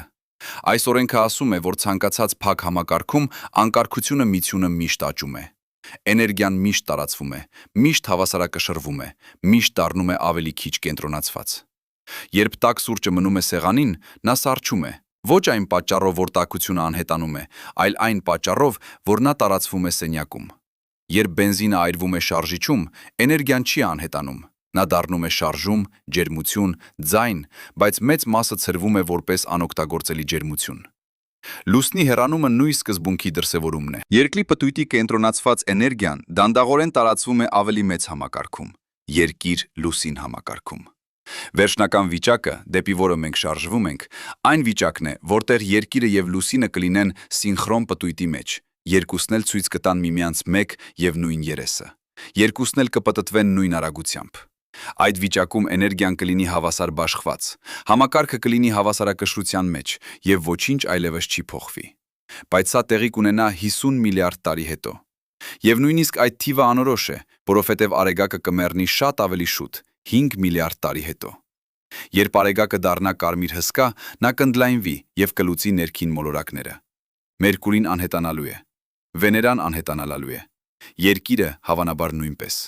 Եվ եթե Երկիրը գոյատևի, նա կդառնա այրված, անկենդան քար, որտեղ ջերմաստիճանը կլինի հազարավոր աստիճան։ Այնպես որ լուսնի վերջնական ճակատագիրը, նրա սինխրոն պտույտը Երկրի հետ, հավանաբար երբեք չի տեղի ունենա։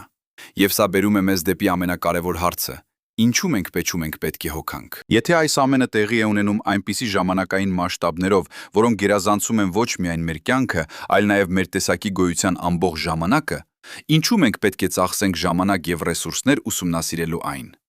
Ինչու մենք պետք է տեղադրենք լազերային արտացոլիչներ լուսնի վրա։ Ինչու մենք պետք է չափենք հեռավորությունը միլիմետրի ճշգրտությամբ։ Ինչու մենք պետք է հաշվարկենք, թե ինչ կլինի 50 միլիարդ տարի հետո։ Պատասխանը պարզ է, բայց խորը։ Մենք ուսումնասիրում ենք լուսնի հեռանումը ոչ այն պատճառով, որ մենք վախենում ենք հետևանքներից։ Մենք ուսումնասիրում ենք այն պատճառով, որ այն օգնում է մեզ հասկանալ, թե ինչպես է տիեզերքը աշխատում։ Յուրաքանչյուր չափում, յուրաքանչյուր հահաշվարկ, յուրաքանչյուր մոդել բացահայտում է ինչ-որ նոր բան ֆիզիկայի օրենքների մասին։ Եվ այդ օրենքները կիրառելի են ոչ միայն Երկրին եւ լուսնին, նրանք կիրառելի են ամբողջ տիեզերքին։ Երբ մենք չափում ենք լուսնի հեռանումը, մենք թեստավորում ենք ընդհանուր հարաբերականության տեսությունը։ Երբ մենք ուսումնասիրում ենք ալիքների ազդեցությունը, մենք հասկանում ենք հեղուկների դինամիկան։ Երբ մենք վերլուծում ենք լուսնի ներքին կառուցվածքը, մենք սովորում ենք մոլորակների ձևավորման մասին։ Յուրաքանչյուր հայտնագործություն, որը մենք անում ենք լուսնի մասին, կիրառելի է հազարավոր այլ համակարգերի, էկզոմոլորակներին եւ դրանց արբանյակներին, երկվորյակ աստղերին, նեյտրոնային աստղերին, սև խորոչներին։ Բայց կա ավելի խորը պատճառ։ Մենք ուսումնասիրում ենք լուսնի հեռանումը, որովհետև այն օգնում է մեզ հասկանալ մեր սեփական տեղը տիեզերքում։ Երբ մենք գիտակցում ենք, որ լուսինը հեռանում է, որ Երկիրը դանդաղում է, որ մեր մոլորակը փոխվում է դանդաղ, բայց անխուսափելի, մենք սկսում ենք հասկանալ, որ ոչինչ հավերժական չէ։ Ոչ լուսինը, ոչ Երկիրը, ոչ արեգը, ոչ արեգակը, ոչ նույնիսկ տիեզերքը։ Ամեն ինչ փոխվում է, ամեն ինչ էվոլյուցիայի մեջ է, ամեն ինչ ժամանակավոր է։ Եվ այդ գիտակցումը, այդ հասկացումը, որ մենք ապրում ենք փոփոխվող տիեզերքում, փոխում է մեր հեռանկարը։ Մենք սկսում ենք տեսնել մեզ ոչ որպես տիեզերքի կենտրոն, այլ որպես փոքրիկ մաս հսկայական փոխվող համակարգի։ Մենք սկսում ենք հասկանալ, որ մեր գոյությունը կախված է անհավանական նուրբ հավասարակշռությունից, լուսնի ճիշտ հեռավորությունից, Երկրի ճիշտ պտույտից, արեգակի ճիշտ տաքությունից, մթնոլորտի ճիշտ կազմից։ Եվ այդ հավասարակշռությունը ժամանակավոր է։ 4 միլիարդ 500 միլիոն տարի առաջ, երբ լուսինը ձևավորվեց, այդ հավասարակշռությունը չկար։ Լուսինը եղել է 20 անգամ ավելի մոտ, օրը տևել է 5 ժամ, ալիքները բարձրացել են կիլոմետրի բարձրության, կյանքը անհնար էր։ 5 միլիարդ տարի հետո, երբ արեգակը կմեռնի, այդ հավասարակշռությունը կրկին չի լինի։ Երկիրը կլինի այրված կամ սառցած, լուսինը կլինի հեռու կամ ոչնչացած, կյանքը կրկին անհնար կլինի։ Մենք ապրում ենք նեղ պատուհանում մի քանի միլիարդ տարի, երբ պայմանները ճիշտ են, եւ այդ պատուհանը դանդաղորեն փակվում է։ Ոչ այնքան արագ, որ մենք նկատենք, ոչ այնքան արագ, որ մենք նկատենք, ոչ այնքան արագ, որ մենք նկատենք, ոչ այնքան արագ, որ մենք նկատենք, ոչ այնքան արագ, որ մենք նկատենք, ոչ այնքան արագ, որ մենք նկատենք, ոչ այնքան արագ, որ մենք նկատենք, ոչ այնքան արագ, որ մենք նկատենք, ոչ այնքան արագ, որ մենք նկատենք, ոչ այնքան արագ, որ մենք նկատենք, ոչ այնքան արագ, որ մենք նկատենք, Ոչ այնքան արագ, որ մենք նկատենք։ Ոչ այնքան արագ, որ մենք նկատենք։ Ոչ այնքան արագ, որ մենք նկատենք, ոչ այնքան արագ, որ մենք նկատենք։ Ոչ այնքան արագ, որ մենք նկատենք, ոչ այնքան արագ, որ մենք նկատենք։ Ոչ այնքան արագ, որ մենք նկատենք, ոչ մենք նկատենք։ Ոչ այնքան արագ, որ մենք նկատենք, ոչ այնքան արագ, որ մենք նկատենք։ Ոչ այնքան արագ, որ մենք նկատենք, ոչ այնքան արագ, որ մենք նկատենք։ Ոչ այնքան արագ, որ մենք նկատենք, ոչ մենք նկատենք։ Ոչ այնքան արագ, որ մենք նկատենք, որ մենք նկատենք։ Ոչ այնքան արագ, որ մենք նկատենք, որ մենք նկատենք։ Ոչ այնքան արագ, որ մենք նկատենք, որ մենք նկատենք։ Ոչ այնքան արագ, որ մենք նկատենք, որ մենք նկատենք։ Ոչ այնքան արագ, որ մենք նկատենք, որ մենք նկատենք։ Ոչ այնքան արագ, որ մենք նկատենք, որ մենք նկատենք։ Ոչ այնքան արագ, որ մենք նկատենք, որ մենք նկատենք։ Ոչ այնքան արագ, որ մենք նկատենք, որ մենք նկատենք։ Ոչ այնքան արագ, որ մենք նկատենք, որ մենք նկատենք։ Ոչ այնքան արագ, որ մենք նկատենք, որ մենք նկատենք։ Ոչ այդ պատուհանը դանդաղորեն փակվում է։ Ոչ այնքան արագ, որ մենք նկատենք։ Ոչ այնքան արագ, որ մեր քաղաքակրթությունը վտանգի տակ լինի։ Բայց բավականաչափ արագ, որ երկրաբանական ժամանակի մասշտաբներով սա նշանակալի է։ Յուրաքանչյուր միլիոն տարի, երբ լուսինը հեռանում է 38 կիլոմետր, պայմանները փոխվում են մի փոքր, ալիքները դառնում են մի փոքր ավելի թույլ, օրերը դառնում են մի փոքր ավելի երկար, կլիման դառնում է մի փոքր ավելի անկայուն, եւ կյանքը պետք է հարմարվի, բայց կյանքը հիանալի է հարմարվում։ Վերջին 4 միլիարդ տարում, երբ լուսինը հեռացել է հսկայական հեռավորության վրա, երբ օրերը երկարել են 5 ժամից մինչև 24 ժամ, երբ ալիքները նվազել են կիլոմետրներից մինչև մետրեր, կյանքը ոչ միայն գոյատևել է, նա ծաղկել է, նա դարձել է ավելի բարդ, ավելի բազմազան, ավելի հարմարվողական։ Առաջին միկրոօրգանիզմները, որոնք հայտնվեցին 3 միլիարդ 800 միլիոն տարի առաջ, եղել են պարզ, բայց նրանք գոյատևեցին աշխարհում, որտեղ օրը տևում էր 18 ժամ, որտեղ ալիքները բարձկները բարձրանում էին հարյուրավոր մետր։ 2 միլիարդ տարի հետո, երբ օրը արդեն տևում էր 21 ժամ, հայտնվեցին բազմաբջիջ օրգանիզմները։ 500 միլիոն տարի առաջ, երբ օրը տևում էր 22 ժամ, կյանքը դուրս եկավ օվկիանոսներից եւ գրավեց ցամաքը։ 65 միլիոն տարի առաջ, երբ օրը տևում էր 23 ժամ, դինոզավրերը տիրապետում էին մոլորակին։ Եվ այսօր, երբ օրը տևում է 24 ժամ, մենք մարդիկ կանգնած ենք այստեղ, չափելով լուսնի հեռանումը միլիմետրի ճշգրտությամբ։ Յուրաքանչյուր փուլում կյանքը հարմարվել է նոր պայմաններին, եւ նա կշարունակի հարմարվել։ 10 միլիոն տարի հետո, երբ օրը կտևի 24 ժամ եւ 3 րոպե, կյանքը կլինի այլ։ 100 միլիոն տարի հետո, երբ օրը կտևի 24 ժամ եւ 30 րոպե, կյանքը կլինի կրկին կլինի այլ, բայց նա կլինի, նա կգոյատևի, նա կհարմարվի։ Որովհետև կյանքը ոչ թե պասիվ ուժ է, որը պարզապես ենթարկվում է իր շրջապատին։ Կյանքը ակտիվ ուժ է, որը փոխում է իր շրջապատը, ստեղծում է իր սեփական պայմանները, հարմարվում է անհնարին։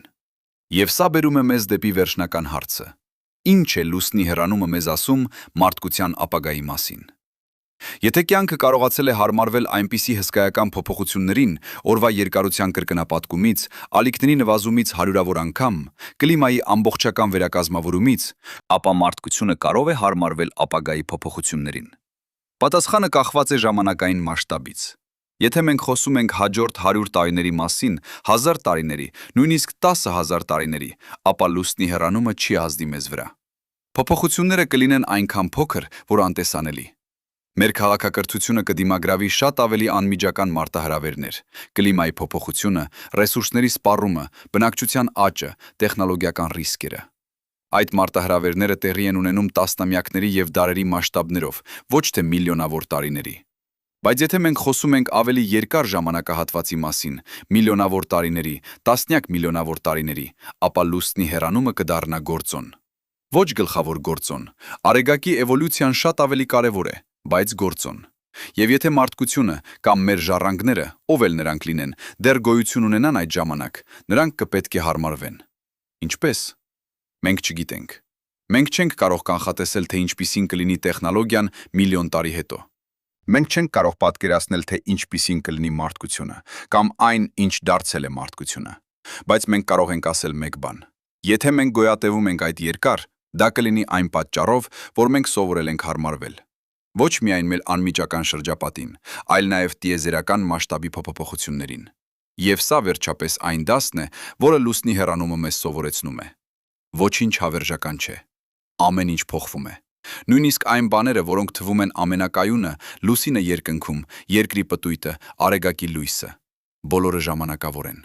Բոլորը էվոլյուցիայի մեջ են։ Եվ մեր գոյատևումը կախված է մեր կարողությունից ընդունել այդ փոփոխությունը, հասկանալ այն, հարմարվել դրան։ Բայց սա ոչ թե վատ լուր է, սա լավ լուր է։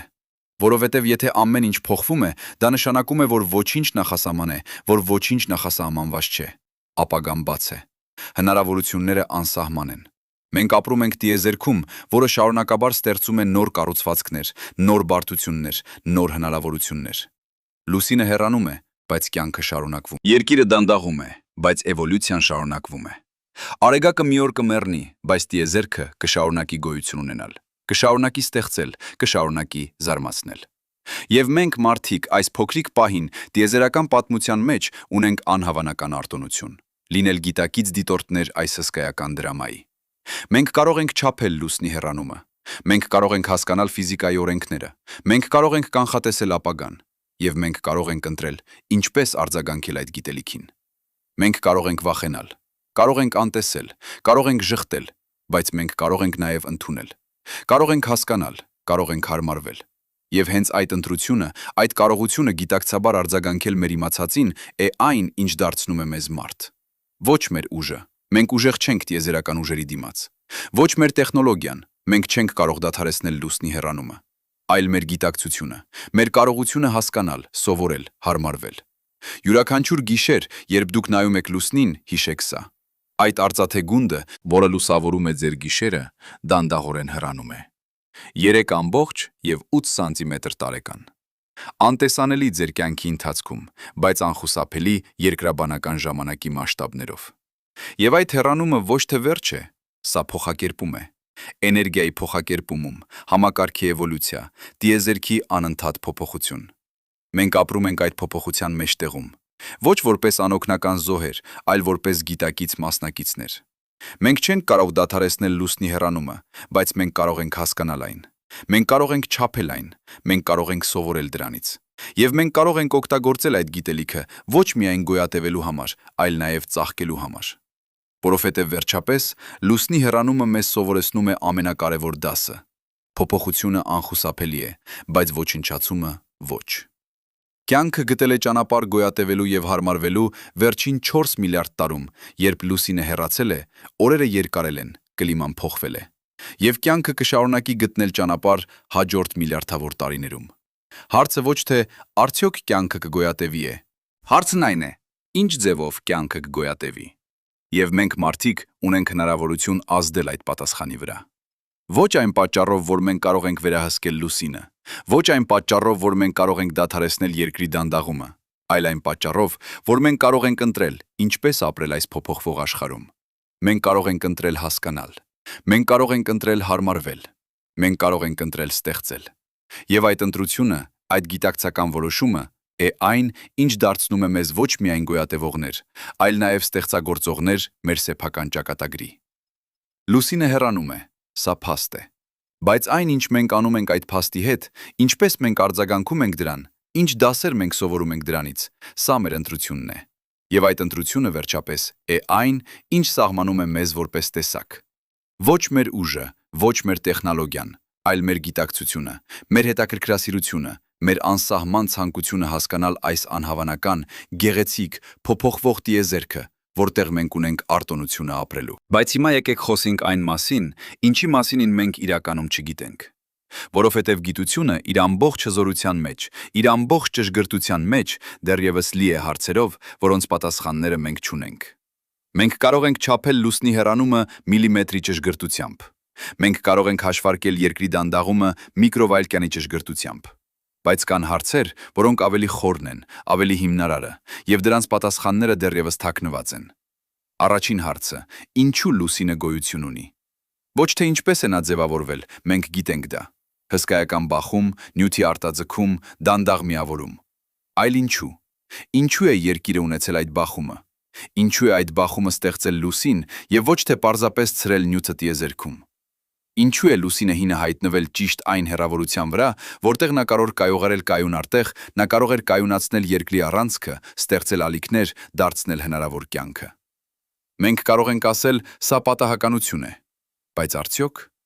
տիեզերքում կան 100 միլիարդավոր գալակտիկաներ։ Յուրաքանչյուր գալակտիկայում 100 միլիարդավոր աստղեր։ Շատ այդ աստղերից ունեն մոլորակներ, բայց քանիսն ունեն այնպիսի արբանյակ, ինչպիսին լուսինն է, այնքան մեծ, այնքան մոտ, այնքան կարևոր։ Մենք չգիտենք։ Մենք դեռ չենք հայտնաբերել բավականաչափ էկզոմոլորակներ, որպիսի պատասխանենք այդ հարցին։ Բայց ամեն անգամ, երբ մենք հայտնաբերում ենք նոր մոլորակային համակարգ, մենք տեսնում ենք, որ Երկիր-Լուսին համակարգը յուրահատուկ է։ Մարսն ունի երկու արբանյակ՝ Ֆոբոսը և Դեյմոսը, բայց նրանք փոքր են, անտեսանելի։ Վեներան և Մերկուրին ընդհանրապես չունեն արբանյակներ։ Գազային հսկաները՝ Յուպիտերը, Սատուրնը, Ուրանը, Նեպտունը ունեն տասնյակ արբանյակներ, բայց նրանք այնքան հեռու են իրենց մոլորակներից, որ նրանց ազդեցությունը նվազագույն է։ Երկիրը և լուսինը սա յուրահատուկ զույգ է։ Արբանյակ, որը այնքան մեծ է, քառորդ երկրի տրամագծի, այնքան մոտ է 30 երկրի տրամագից հեռավորության վրա, այնքան կարևոր է, կայունացնում է առանցքը, ստեղծում է ալիքներ, դարձնում է հնարավոր կյանքը։ Արդյոք սա պատահականություն է, թե կա ինչ-որ խորագույն սկզբունք, որը մենք դեռ չենք հասկանում։ Որոշ գիտնականներ առաջարկում են, որ կյանքը կարող է առաջանալ միայն այն մոլորակներում, որոնք ունեն մեծ արբանյակ, որ լուսինը ոչ թե պարզապես օգտակար է կյանքի համար, այլ անհրաժեշտ, որ առանց լուսնի, առանց ալիքների, առանց առանցքի կայունացման, բարդ կյանքը երբեք չէր հայտնվի։ Բայց սա դեռ տեսություն է։ Մենք չունենք ապացույցներ, մենք չգիտենք։ Երկրորդ հարցը. ինչ է տեղի ունենում լուսնի ներսում։ Մենք գիտենք, որ նա ունի հալած միջուկ։ Մենք գիտենք, որ այդ միջուկը շարժվում է։ Մենք գիտենք, որ նա ստեղծում է փոքրիկ մագնիսական դաշտ։ Բայց ինչու։ Ինչու է լուսինը, որը այնքան փոքր է, որը այնքան դանդաղ է սառչում, դեռևս ունի հեղուկ միջուկ։ Երկիրը ունի հեղուկ միջուկ, որովհետև նա մեծ է, որովհետև նրա ներսում կա հսկայական ճնշում և ջերմություն։ Բայց լուսինը փոքր է, քառորդ երկրի տրամագծի։ Նրա ներսում ճնշումը շատ ավելի փոքր է։ Ինչու նա դեռ չի սառել ամբողջովին։ Մի հնարավոր պատասխան՝ ռադիոակտիվ տարրերը։ Լուսնի ներսում կան ուրան, թորիում, պոտասիում 40։ Այդ տարրերը դանդաղորեն քայքայվում են, արձակելով ջերմություն։ Այդ ջերմությունը բավական է, որպեսզի պահի միջուկը հեղուկ։ Բայց արդյոք սա բավական է։ Հաշվարկները ցույց են տալիս, որ ռադիոակտիվ տարրերը կարող են բացատրել միայն մի մասը լուսնի ներքին ջերքին ջերմության, մնացածը անհայտ։ Հավանաբար կա այլ աղբյուր՝ ալիքային շփում լուսնի ներսում, երբ երկրի ձգողական ուժը ձգում և սեղմում է լուսնի նյութը, բայց մենք չենք վստահ, մենք դեռ ուսումնասիրում ենք։ Երրորդ հարցը. ինչ է տեղի ունենում երկրի խորքերում։ Մենք գիտենք, որ երկիրը դանդաղում է։ Մենք գիտենք, որ այդ դանդաղումը պայմանավորված է ալիքների շփումով, բայց ալիքները ազդում են միայն օվկիանոսների վրա և մակերեսի վրա։ Ինչ է տեղի ունենում խորքերում, մանտիայում, միջուկում։ Երբ երկիրը դանդաղում է, նրա պտույտի էներգիան փոխանցվում է լուսնին, բայց ոչ ամբողջ էներգիան։ Մի մասը մնում է երկրի ներսում, փոխակերպվում է ջերմության, ստեղծում է հոսանքներ մանտիայում, շարժում է տեկտոնիկ սալերը։ Բայց ինչքան էներգիա է մնում երկրի ներսում։ Ինչպես է այդ էներգիան բաշխվում։ Ինչպես է նա ազդում երկրաբանական գործընթացների վրա, հրաբխային ժայթքումների, երկրաշարժերի, լեռներների ձևավորման։ Մենք ունենք մոդելներ, մենք ունենք տեսություններ, բայց մենք չունենք ուղղակի չափումներ։ Մենք չենք կարող տեղադրել սենսորներ երկրի միջուկում։ Մենք կարող ենք միայն կռահել, հաշվարկել, ենթադրել։ Եվ մեր ենթադրությունները հաճախ սխալ են։ Չորրորդ հարցը. ինչ է տեղի ունենում օվկիանոսների խորքերում։ Մենք գիտենք, որ ալիքները խառնում են օվկիանոսները, ները։ Մենք գիտենք, որ այդ խառնումը կենսական է կյանքի համար։ Բայց ինչպես ճշգրիտ է այդ գործընթացը տեղի ունենում։ Ինչպես են ալիքները տեղափոխում սննդանյութերը խորքերից դեպի մակերես։ Ինչպես են նրանք ազդում օվկիանոսների հոսանքների վրա։ Ինչպես են նրանք փոխազդում կլիմայի հետ։ Մենք ունենք մոդելներ, բայց այդ մոդելները պարզեցված են։ Իրական օվկիանոսները անհավանական բարդ են։ Հազարավոր հոսանքներ, միլիոնավոր ալիքներ, միլիարդավոր կենդանիներ, բոլորը փոխազդում են միմյանց հետ։ Եվ երբ լուսինը հեռանա, երբ ալիքները նվազեն, ինչպես կփոխվի այդ բարդ համակարգը։ Մենք կարող ենք կանխատեսել ընդհանուր միտումները, ալիքները կնվազեն, խառնումը կդանդաղի, սննդանյութերը կմնան խորքերում, բայց մանրամասները անհայտ։ Որոնք կլինեն առաջին տեսակները, որոնք կվտանգվեն, որոնք կհարմարվեն, ինչպես կվերակազմավորվի սննդային շղթան, մենք չգիտենք։ Մենք կարող ենք միայն դիտել, ուսումնասիրել, սովորել։ 5-րդ հարցը. Ինչ է տեղի ունենում մթնոլորտում։ Մենք գիտենք, որ երկրի դանդաղումը փոխում է օրվա երկարությունը։ Մենք գիտենք, որ երկար օրերը փոխում են ջերմաստիճանի տատանումները, բայց ինչպես ճշգրիտ է այդ ազդում մթնոլորտային շրջանառության վրա։ Ինչպես են փոխվում քամիները, ամպերը, անձրևները։ Ինչպես է այդ ազդում կլիմայի վրա, տեղական եւ գլոբալ։ Մենք ունենք կլիմայական մոդելներ, բայց այդ մոդելները դժվար է աշխատեցնել նույնիսկ ներկայիս պայմանների համար։ Երբ մենք փորձում ենք մոդելավորել ապագան, երբ օրերը կլինեն երկար, երբ ալիքները կլինեն թույլ, երբ օվկիանոսների հոսանքները կլինեն այլ, անորոշությունը դառնում է հսկայական։ 6-րդ հարցը. Ինչ է տեղի ունենում կենդանի օրգանիզմերի մեջ։ Մենք գիտենք, որ կյանքը հարմարվել է օրվա երկարության փոփոխություններին անցյալում, բայց ինչպես։ Որ մեխանիզմները թույլ են տվել օրգանիզմերին հարմարվել։ Որ գեները փոխվեցին։ Ինչպես փոխվեցին կենսաբանական ժամացույցները, այդ ներքին ռիթմերը, որոնք կարգավորում են քունը, սնունդը, վերարտադրությունը։ Մենք գիտենք, որ գրեթե բոլոր կենդանիները ունեն կենսաբանական ժամացույց, որը համաժամացված է 24 ժամ ցիկլի հետ։ Բայց ինչ կլինի, երբ ցիկլը դառնա 25 ժամ, 26 ժամ, 30 ժամ։ Որոշ օրգանիզմներ կհարմարվեն, նրանց կենսաբանական ժամացույցները կվերակարգավորվեն, բայց այլ օրգանիզմներ, հավանաբար ոչ։ Նրանք կմնան համաժամացված հին ռիթմի հետ, եւ այդ անհամապատասխանությունը կստեղծի սթրես, կնվազեցնի գոյատևման հնարավորությունները։ Որ օրգանիզմները կհարմարվեն, որոնք կվտանգվեն, մենք չգիտենք։ Մենք կարող ենք ուսումնասիրել լաբորատորիայում, բայց լաբորատորիան ոչ թե բնություն է։ Իրական էվոլյուցիան տեղի է ունենում միլիոնավոր տարիների ընթացքում, եւ մենք չենք կարող վերարտադրել այդ ժամանակային մասշտաբները։ 7-րդ հարցը. Ինչ է տեղի ունենում գիտակցության մեջ։ Սա ամենախորը, ամենաբարդը, ամենաանհասկանալին հարցն է։ Մենք մարդիկ գիտակից ենք։ Մենք ապրում ենք սուբյեկտիվ փորձառության մեջ։ Մենք զգում ենք ժամանակի անցումը։ Մենք տեսնում ենք լուսինը երկնքում։ Մենք մտածում ենք նրա մասին, հիանում ենք նրանով, ուսումնասիրում ենք նրան։ Բայց ինչու։ Ինչու է տիեզերքը ստեղծել գիտակցություն։ Ինչու է նյութը կազմակերպված որոշակի ձևով դառնում գիտակից։ Սա կոչվում է գիտակցության դժվար խնդիր։ Մենք կարող ենք բացատրել, թե ինչպես է ուղեղը մշակում տեղեկատվությունը։ Մենք կարող ենք քարտեզագրել նեյրոնները, չափել էլեկտրական ազդանշանները, հասկանալ մեխանիզմները, բայց մենք չենք կարող բացատրել, թե ինչու այդ մեխանիզմները ստեղծում են սուբյեկտիվ փորձառություն։ Ինչու է կարմիր գույնը երևում կարմիր։ Ինչու է ցավը զգացվում ցավոտ։ Ինչու է լուսինը թվում գեղեցիկ։ Մենք չգիտենք։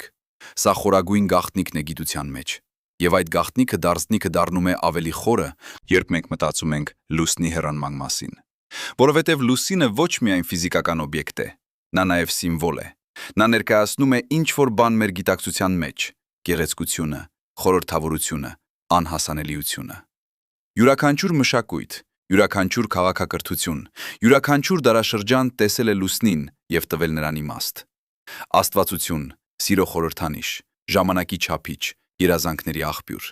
Եվ այդ իմաստները ոչ թե պարզապես մշակութային կառուցվածքներ են, նրանք մաս են մեր գիտակցության, մեր մարդկային փորձառության։ Ինչ կլինի, երբ լուսինը հեռանա այնքան, որ դառնա փոքր, հեռավոր, անտեսանելի։ Ինչ կլինի, երբ կեսը մարդկությունից երբեք չի տեսնի լուսինը։ Ինչպես կփոխվի մեր գիտակցությունը։ Ինչպես կփոխվեն մեր սիմվոլները, մեր առասպելները, մեր արվեստը։ Արդյոք մենք կկորցնենք ինչ-որ բան հիմնարար, այդ կապն ենք ինչ վնքարար, այդ կապը երկնքի հետ, այդ զգացումը, որ մենք մաս ենք ավելի մեծ տիեզերքի։ Մենք չգիտենք։ Սա հարց է, որը գիտությունը չի կարող պատասխանել։ Սա հարց է փիլիսոփայության, արվեստի, մարդկային փորձառության համար։ Բայց հավանաբար ամենակարևոր հարցը, որին մենք չունենք պատասխան, այն է. ինչու տիեզերքը գոյություն ունի։ Ոչ թե ինչպես է նա աշխատում, մենք հասկանում ենք ֆիզիկայի օրենքները, գոնե մի մասը, այլ ինչու։ Ինչու է ինչ-որ բան գոյություն ունենում եւ ոչ թե ոչինչ։ Ինչու են ֆիզիկայի օրենքները հենց այդպիսին եւ ոչ թե այլ։ Ինչու է տիեզերքը կազմակերպված այնպես, որ թույլ է տալիս աստղերի, մոլորակների, կյանքի, գիտակցության գոյությունը։ Որոշ ֆիզիկոսներ առաջարկում են անտրոպիկ սկզբունքը։ Տիեզերքը այդպիսին է, որովհետև եթե նա այլ լիներ, մենք չէինք լինի այստեղ, որպեսզի դիտենք նրան։ Սա տրամաբանական պատասխան է, բայց ոչ բավարարող։ Նա չի բացատրում, թե ինչու տիեզերքը գոյություն ունի առաջին հերթին։ Այլ ֆիզիկոսներ առաջարկում են բազմաշխարհների տեսությունը։ Գոյություն ունեն անհամար տիեզերներ, յուրաքանչյուրը տարբեր ֆիզիկայի օրենքներով, եւ մենք պատահաբար ապրում ենք այն տիեզերքում, որտեղ օրենքները թույլ են տալիս կյանքը։ Բայց սա նույնպես չի բացատրում, թե ինչու այդ բազմաշխարհները գոյություն ունեն։ Վերջապես, մենք հասնում ենք սահմանին, այն կետին, որտեղ գիտությունը դադարում է եւ փիլիսոփայությունը սկսվում է։ Որտեղ չափումները, հաշվարկները, մոդելները չեն կարող տանել մեզ ավելի հեռու։ Որտեղ մենք պետք է ընդունենք, որ կան հարցեր, որոնց պատասխանները մենք հավանաբար երբեք չենք իմանա։ Եվ հավանաբար սա լավ է։ Որովհետև եթե մենք գիտեինք ամեն ինչ, եթե չլինեին խորհուրդներ, եթե չլինեին հարցեր, ապա ինչ իմաստ կունենար գոյությունը։ Լուսինը հեռանում է։ Սա փաստ է, որը մենք կարող ենք չափել։ Բայց ինչու է նա հեռանում, ոչ միայն ֆիզիկական իմաստով, այլ խորագույն իմաստով։ Սա հարց է, որը մնում է բաց։ Հավանաբար տիեզերքը կազմակերպված է այնպես, որ ամեն ինչ ժամանակավոր է, որ ոչինչ հավերժական չէ, որ ամեն համակարգ, աստղերը, մոլորակները, արբանյակները, նույնիսկ տիեզերքը ինքը ծնվում է, էվոլյուցիայի մեջ է եւ վերջապես մեռնում է։ Բայց ինչու։ Ինչու է տիեզերքը ընտրել այդ ճանապարհը, ժամանակավորությունը, փոփոխությունը, վերջը։ Հավանաբար պատասխանը կապված է էնտրոպիայի հետ, այն սկզբունքի հետ, որ անկարգությունը միշտ աճում է։ Բայց ինչու է տիեզերքը ենթարկում այդ սկզբունքին։ Ինչու է էներգիան միշտ տարածվում, միշտ հավասարակշռվում, միշտ դառնում ավելի քիչ կենտրոնացված։ Սա հիմնարար հարց է, եւ մենք չունենք պատասխան։ Մենք կարող ենք միայն դիտել, չափել, հասկանալ, որ այդպես է։ Բայց ինչու այդպես է, սա խորհուրդ է։ Եվ հավանաբար հենց այդ խորհուրդն է, որը դարձնում է կյանքը իմաստալից։ Ոչ թե պատասխանները, այլ հարցերը։ Ոչ թե վստահությունը, այլ անորոշությունը։ Ոչ թե գիտելիքը, այլ հետաքրքրասիրությունը։ Յուրաքանչյուր գիշեր, երբ մենք նայում ենք լուսնին, մենք տեսնում ենք ոչ միայն արծաթե գունդ, որը հեռանում է 3,8 սանտիմետր տարեկան։ Մենք տեսնում ենք խորհուրդ, որը մենք կարող ենք ուսումնասիրել, բայց երբեք ամբողջովին չհասկանալ։ Եվ հավանաբար հենց այդ անհասկանալիությունն է, որը պահում է մեզ հետաքրքրված, պահում է մեզ հարցնող, պահում է մեզ կենդանի։ Բայց եկեք վերադառնանք երկիր։ Եկեք վերադառնանք այս պահին, այս տեղին, այս փոքրիկ կապույտ մոլորակին, որը պտտվում է դեղին աստղի շուրջ, ուղեկցվում է արծաթե արբանյակով։ Եկեք վերադառնանք մեզ, մարդկանց, այդ տարօրինակ կենդանիներին, որոնք կարող են նայել երկինք եւ հարցնել. ինչու։ Մենք ապրում ենք անհավանական պահում։ Ոչ միայն տիեզերական պատմության մեջ, երբ տիեզերքը բավականաչափ հին է, որպիսի ունենա աստղեր, մոլորակներ, կյանք, բայց դեռ բավականաչափ երիտասարդ է, որպիսի աստղերը դեռ փայլեն։ Այլ նաև երկրի պատմության մեջ, երբ լուսինը բավականաչափ մոտ է, որպիսի կայունացնի մեր առանցքը, ստեղծի ալիքներ, դարձնի հնարավոր բարդ կյանքը, բայց բավականաչափ հեռու է, որպիսի չստեղծի կատակլիզմներ։ Երբ մենք նայում ենք լուսնին, մենք տեսնում ենք ոչ միայն անցյալը, այն ժամանակը, երբ նա եղել է ավելի մոտ, երբ օրերը եղել են ավելի կարճ, երբ կյանքը ելի կարճ, երբ կյանքը եղել է ավելի պարզ։ Մենք տեսնում ենք նաև ապագան, այն ժամանակը, երբ նա կլինի ավելի հեռու, երբ օրերը կլինեն ավելի երկար, երբ կյանքը կլինի այլ։ Բայց ամենակարևորը, մենք տեսնում ենք ներկան, այս պահը, այս հսկայական, անհավանական, գեղեցիկ ներկան, երբ մենք գոյություն ունենք։ Յուրաքանչյուր մարդ, ով երբևէ ապրել է, ապրում է կամ կապրի, գոյություն ունի այս նեղ պատուհանում։ Մի քանի միլիարդ տարի, երբ երկիրը ունի հեղուկ ջուր, կայուն կլիմա, պաշտպանիչ մթնոլորտ եւ լուսին, այդ հսկայական արծաթե գունդը, որը լուսավորում է մեր գիշերները։ Մենք բոլորս կիսում ենք այս փորձառությունը, նայել երկինք եւ տեսնել լուսինը։ Մեր նախնիները տեսան նրան, մեր ժառանգները կտեսնեն նրան։ Եվ յուրաքանչյուր անգամ, երբ մենք նայում ենք, մենք տեսնում ենք նույն լուսինը, նույն լեռները, նույն հովիտները, նույն կրատերները, բայց ոչ ճշգրիտ նույնը, որովհետև լուսինը հեռանում է 3,8 սանտիմետր տարեկան։ Անտեսանելի մեր կյանքի ընթացքում, բայց իրական։ Եվ այդ հեռանումը հիշեցնում է մեզ, որ ոչինչ հավերժական չէ, որ նույնիսկ այն բաները, որոնք թվում են ամենակայունը, լուսինը երկնքում, երկրի պտույտը, արեգակի լույսը, բոլորը փոխվում են։ Դանդաղ, անտեսանելի, բայց անխուսափելի։ Եվ հավանաբար հենց այդ ժամանակավորությունն է, որը դարձնում է կյանքը թանկարժեք։ Եթե լուսինը հավերժ մնար նույն տեղում, եթե երկիրը հավերժ պտտվեր նույն արագությամբ, եթե ամեն ինչ հավերժ մնար անփոփոխ, ապա ինչ արժեք կունենար յուրաքանչյուր պահը։ Բայց քանի որ ամեն ինչ փոխվում է, քանի որ ամեն ինչ ժամանակավոր է, յուրաքանչյուր պահ դառնում է յուրահատուկ, անկրկնելի, թանկարժեք։ Այս գիշեր, երբ դուք նայում եք լուսնին, հիշեք սա։ Այդ արծաթե գունդը, որը լուսավորում է ձեր գիշերը, գոյություն ունեցել է 4 միլիարդ 500 միլիոն տարի։ Նա տեսել է երկրի ամբողջ պատմությունը, առաջին օվկիանոսների ձևավորումից մինչև առաջին կյանքի հայտնվելը, դինոզավրերի տիրապետությունից մինչև մարդկության ծագումը։ Նա եղել է վկա բոլոր մեծ իրադարձությունների, երկրաշարժերի, հրաբխային ժայթքումների, սառցադարերի, զանգվածային ոչնչացումների։ Եվ նա շարունակելու է գոյություն ունենալ երկար ժամանակ հետո, երբ մենք, մարդիկ, հավանաբար այլևս չենք լինի։ Բայց այս պահին, այս գիշեր, լուսինը այստեղ է։ Նա լուսավորում է ձեր երեսը, նա ստեղծում է ձեր ստվերը, նա լցնում է ձեր աչքերը արծաթե լույսով։ Եվ երբ դուք նայում եք նրան, դուք տեսնում եք ոչ միայն քար եւ փոշի, դուք տեսնում եք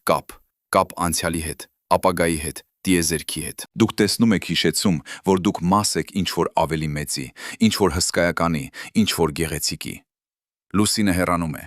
բայց նա դեռ այստեղ է։ Եվ քանի դեռ նա այստեղ է, քանի դեռ մենք կարող ենք նայել երկինք եւ տեսնել նրան, մենք ունենք ինչ-որ անհավանական բան։ Մենք ունենք կապ տիեզերքի հետ։ Մենք ունենք հիշեցում, որ մենք ապրում ենք փոփոխվող, էվոլյուցիայի մեջ գտնվող անհավանական գեղեցիկ տիեզերքում։ Եվ մենք ունենք արտոնություն լինել գիտակից դիտորդներ այս հսկայական դրամայի։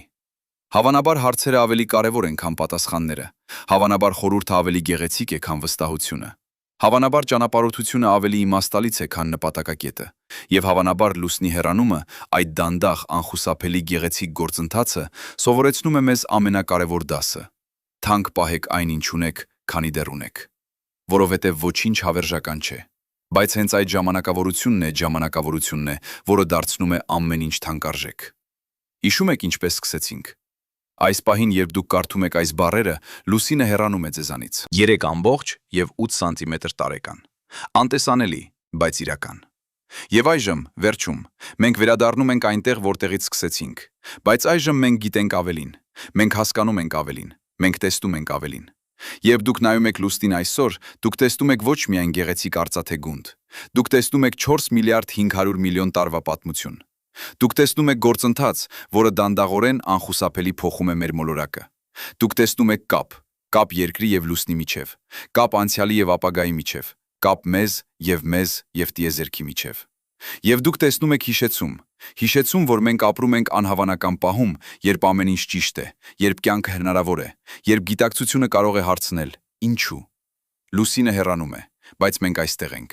Եվ քանի դեռ մենք այստեղ ենք, մենք կարող ենք նայել երկինք, տեսնել լուսինը եւ զարմանալ։ Զարմանալ այն փաստով, որ մենք գոյություն ունենք։ Զարմանալ այն փաստով, որ տիեզերքը գոյություն ունի։ Զարմանալ այն փաստով, որ ինչ-որ բան գոյություն ունի եւ ոչ թե ոչինչ։ Եվ հավանաբար հենց այդ զարմանքն է, այդ անverջ հետաքրքրասիրությունը, այդ անսահման ցանկությունը հասկանալ, որը դարձնում է մեզ մարդ, որը դարձնում է մեզ կենդանի, որը դարձնում է այս պահը, այս գիշերը, այս լուսինը, անհավանական, թանկարժեք, հավերժ։